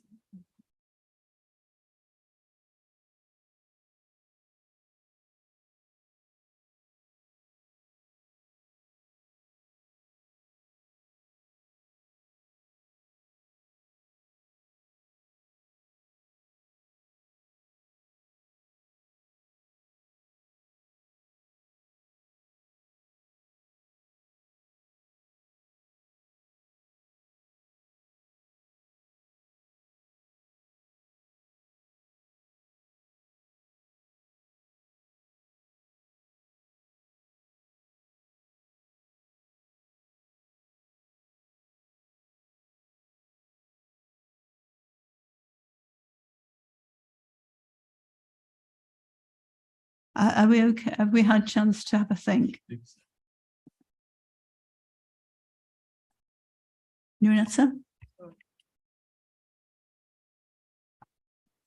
I think the only thing I was going to just say to members before we go to the vote is I know that the motion that there's been a motion put for refusal and seconded is just in terms of if the issue is the transport assessment and the fact that we feel it's out of date, it's easy to do a deferment and ask for a new transport assessment to be done, and then it can come back to committee to make a decision based on that. If that's the only issue that seems to be stopping everyone from processing this.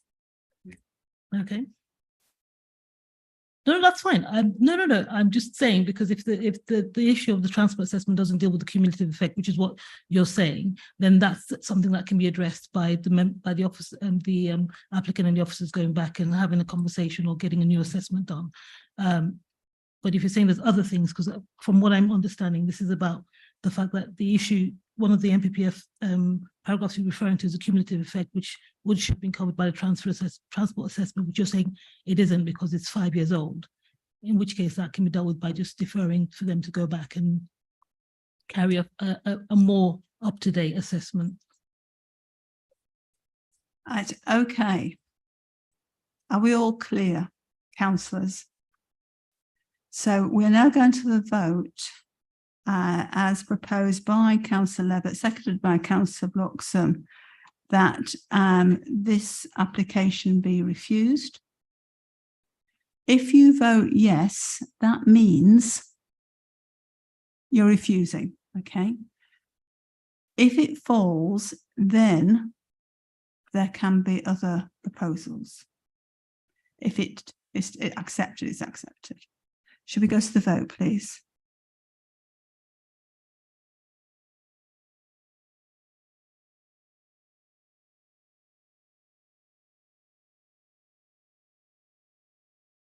Chair, the motion to refuse is lost.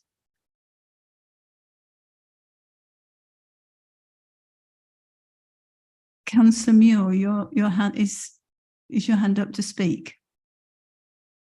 No. Councillor Sean Nolan. I would like to propose that we defer this piece based on an updated traffic assessment and further information regarding transport mitigations that could be provided with the Section 106 funding provided.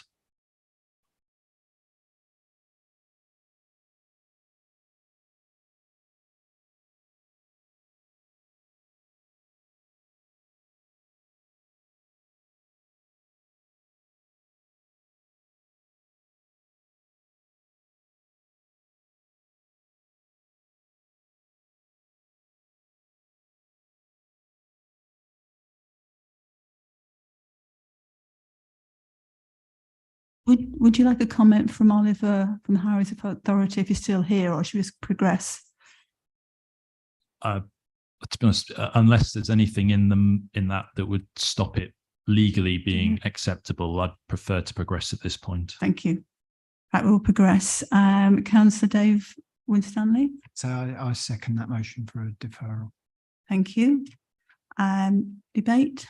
Councillor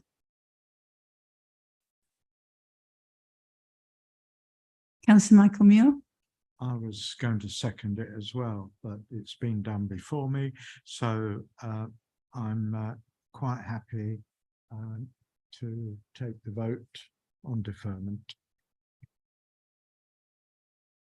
Any other comments? Right, shall we go to the vote on deferment?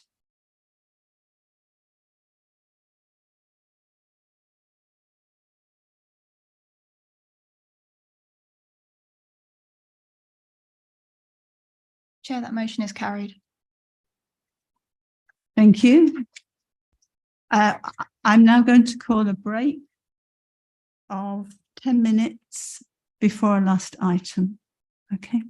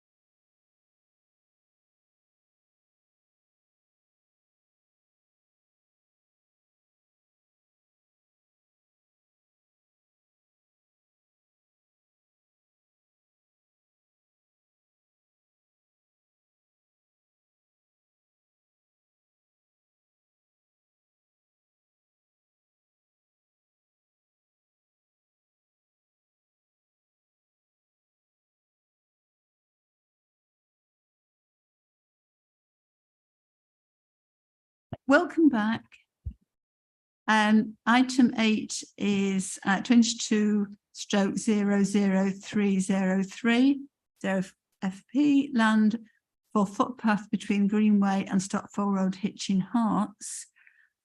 As the money for this is dependent on the last item having been passed, which but has been deferred, I am going to propose that we defer this item as well, so they're both heard at the same time. Could I have a seconder, please? Councillor Devon. Can we have the vote, please?